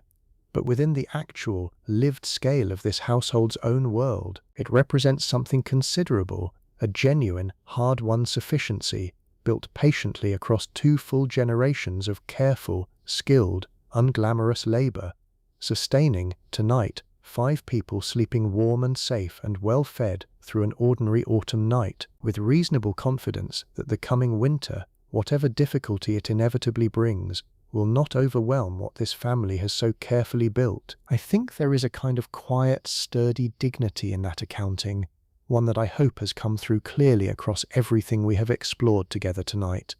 This is not a story about grinding, hopeless poverty, whatever assumptions you might have carried into it. It is a story about sufficiency, carefully built and carefully maintained, about a family that has, through genuine skill and genuine mutual care, constructed something durable and warm and entirely their own, out of considerably less material wealth than most of us listening tonight would consider comfortable, and yet, by every measure that actually mattered to the people living inside it, entirely, genuinely enough. The fire continues its slow burn beneath the ash, The stars continue their slow wheel overhead, unhurried, indifferent, beautiful. And this household, warm and settled and entirely at peace, continues its own steady, undisturbed sleep, exactly as it will continue, night after night, season after season, for as many years as this particular family is given together, before the whole quiet cycle passes forward, as it always eventually does,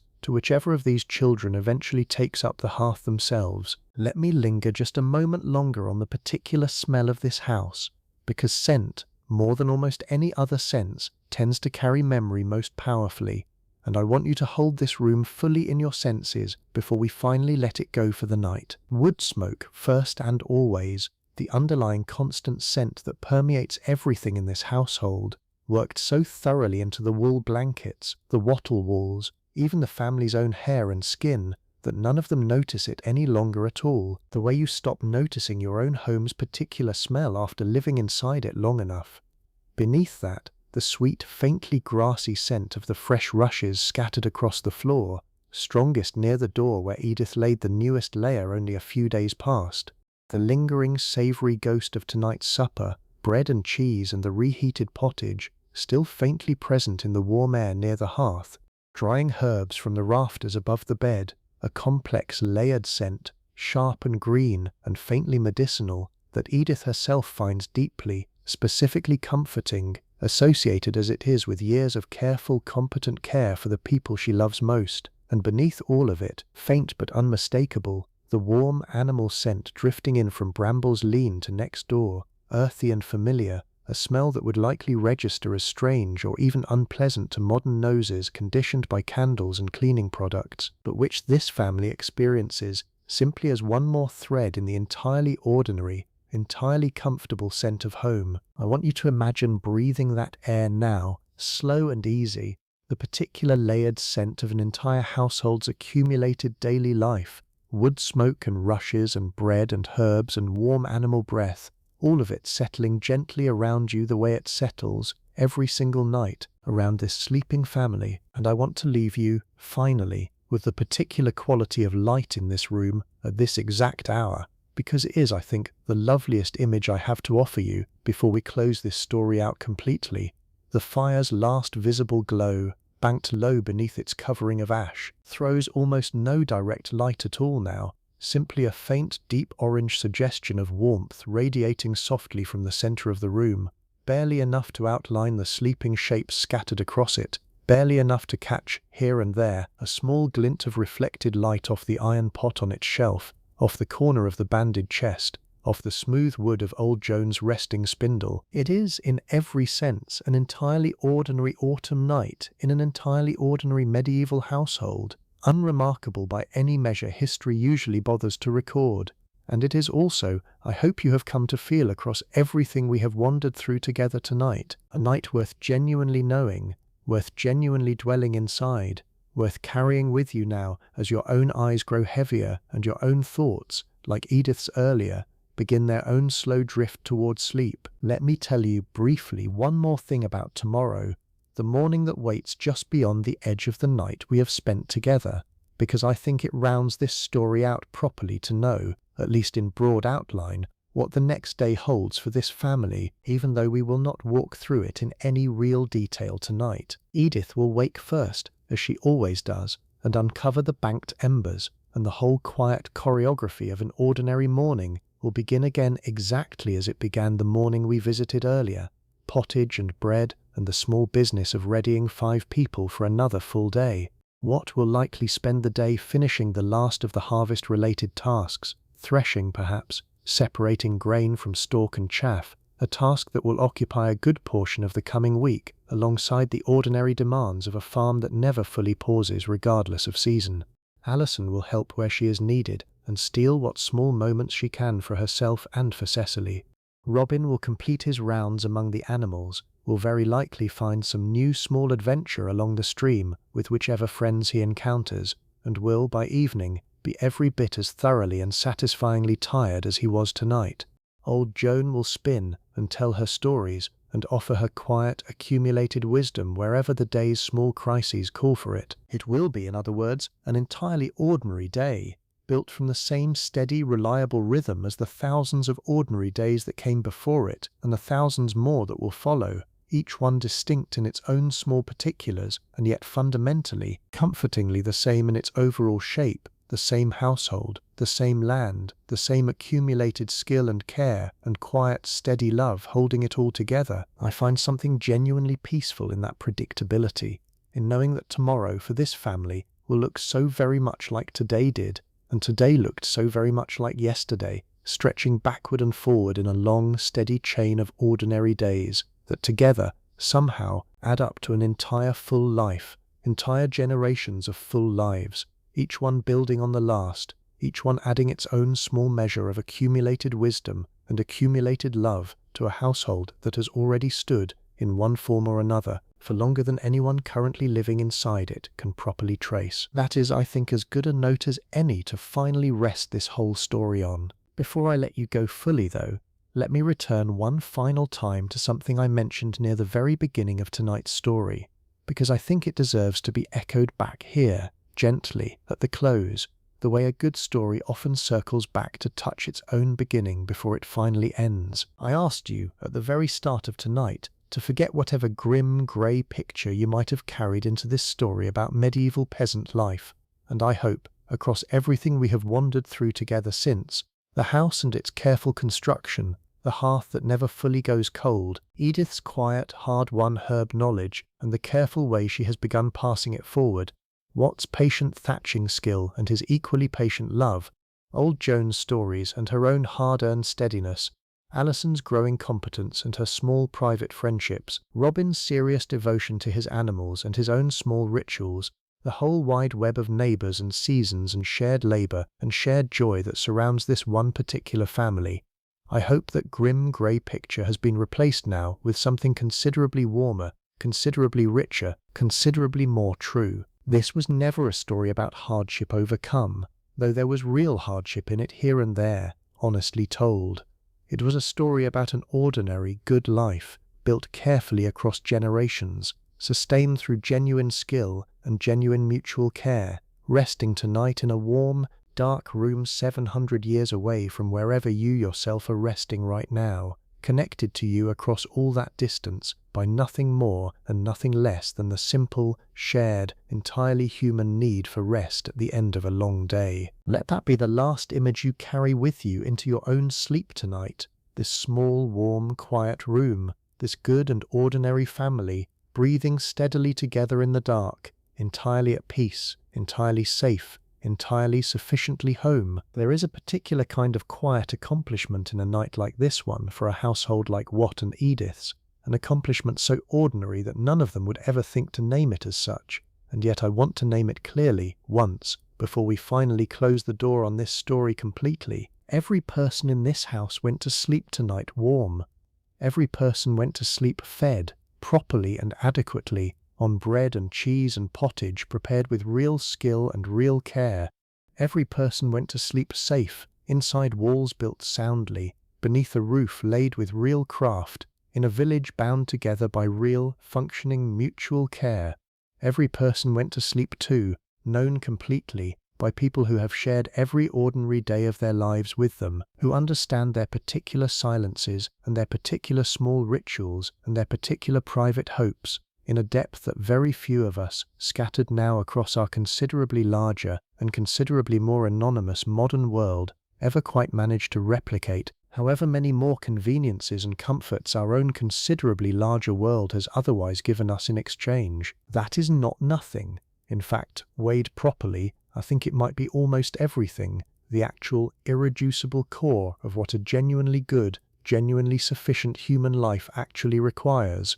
stripped of every modern comfort and modern convenience we have layered on top of it since warmth, food, safety, skill, community, and love, freely and steadily given, night after night, across generation after generation, quietly outlasting every single one of the individual people who ever practiced it. Watt and Edith do not think of their own life in these terms, of course. They simply live it, one ordinary day folding into the next, one ordinary night settling quietly over the last. But I think, on a night like tonight, it is worth someone naming clearly, for their sake and perhaps a little for our own, exactly how much genuine richness their particular ordinary life actually held. And so we leave them, finally, exactly as we found them, gathered close around a low-banked fire in a small timber house in the English Midlands, sometime in the middle years of the 1300s, an ordinary family on an ordinary night, sleeping the deep, unhurried sleep of people who have worked honestly, loved steadily, and built, together, across many years, a life genuinely worth resting inside. The hearth holds its warmth.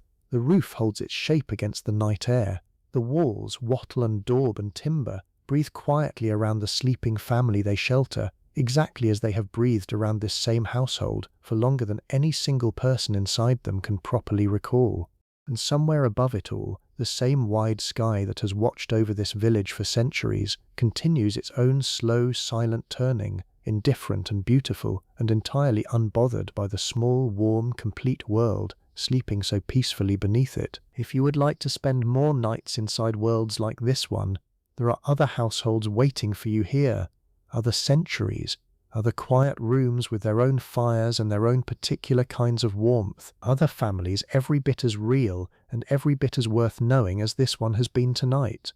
I will be glad to have you back whenever you would like to return, whenever the next late hour finds you looking for somewhere quiet to rest your thoughts for a while. Let me leave you with one last, small, quiet image before the story fully ends, because I think it belongs here, right at the close, more than anywhere else I could have placed it. Somewhere in the dark house, beneath the low ceiling and the thick thatch and the wide, star-scattered sky above it all, 5 people breathe slowly and steadily together, each one held safely inside a life built patiently, season after season, year after year, by their own hands and the hands of those who came before them. A fire glows faintly beneath its blanket of ash. A cow shifts quietly in her lean-to. An owl calls once, far off, and is not answered, and the whole small world of this one particular household turns gently, unhurried, toward whatever morning waits beyond tonight, exactly as it has turned for longer than anyone inside it can properly say,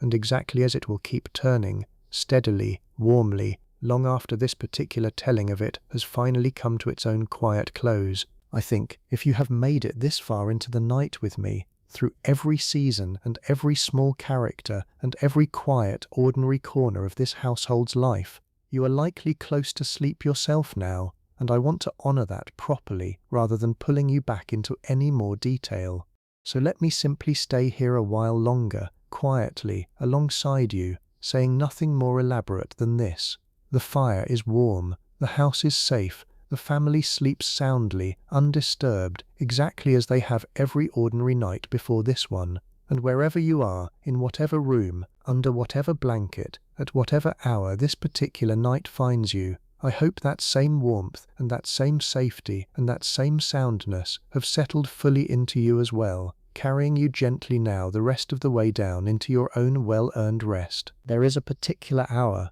right before true sleep finally claims a tired mind completely, when the day's last scattered thoughts loosen and drift and slowly stop making any particular sense at all, and I want to leave you there now, gently, in exactly that hour, with the fire of this small medieval household still glowing faintly somewhere behind your closing eyes. You do not need to hold on to any of the details anymore, not the wattle and daub, not the careful arithmetic of a harvest, not even the names of the family who has kept you company this whole night through. You can simply let it all soften now, the way Edith's own midnight thoughts softened earlier, one idea sliding gently into the next until thought itself gives way, without any effort at all, to something quieter, something without edges, something very much like sleep. The fire has burned down to its last patient glow, the house has gone fully quiet, the whole small village around it sleeps on, undisturbed, beneath a wide, star-filled sky that has watched over nights exactly like this one for longer than any of us can properly measure, and will go on watching over nights like it, long after tonight has passed, long after this particular family's own story has folded quietly into whatever came after it. Somewhere in that long, unbroken chain of ordinary nights, stretching backward through centuries and forward through centuries more, this one particular night sits now, complete and whole, and entirely at peace. And somewhere in your own night, wherever you are, whatever tomorrow holds for you. I hope you are settling now into exactly that same kind of peace, warm and unhurried, and entirely ready for rest. The whole weight of the day finally, gently, set down, nothing left now to carry, nothing left now to do, nothing left now but this, the quiet, the dark, the slow, steady pull towards sleep, and beneath it all, somewhere far off and centuries away, a small fire still glowing, patient and warm, keeping watch until morning. Good night.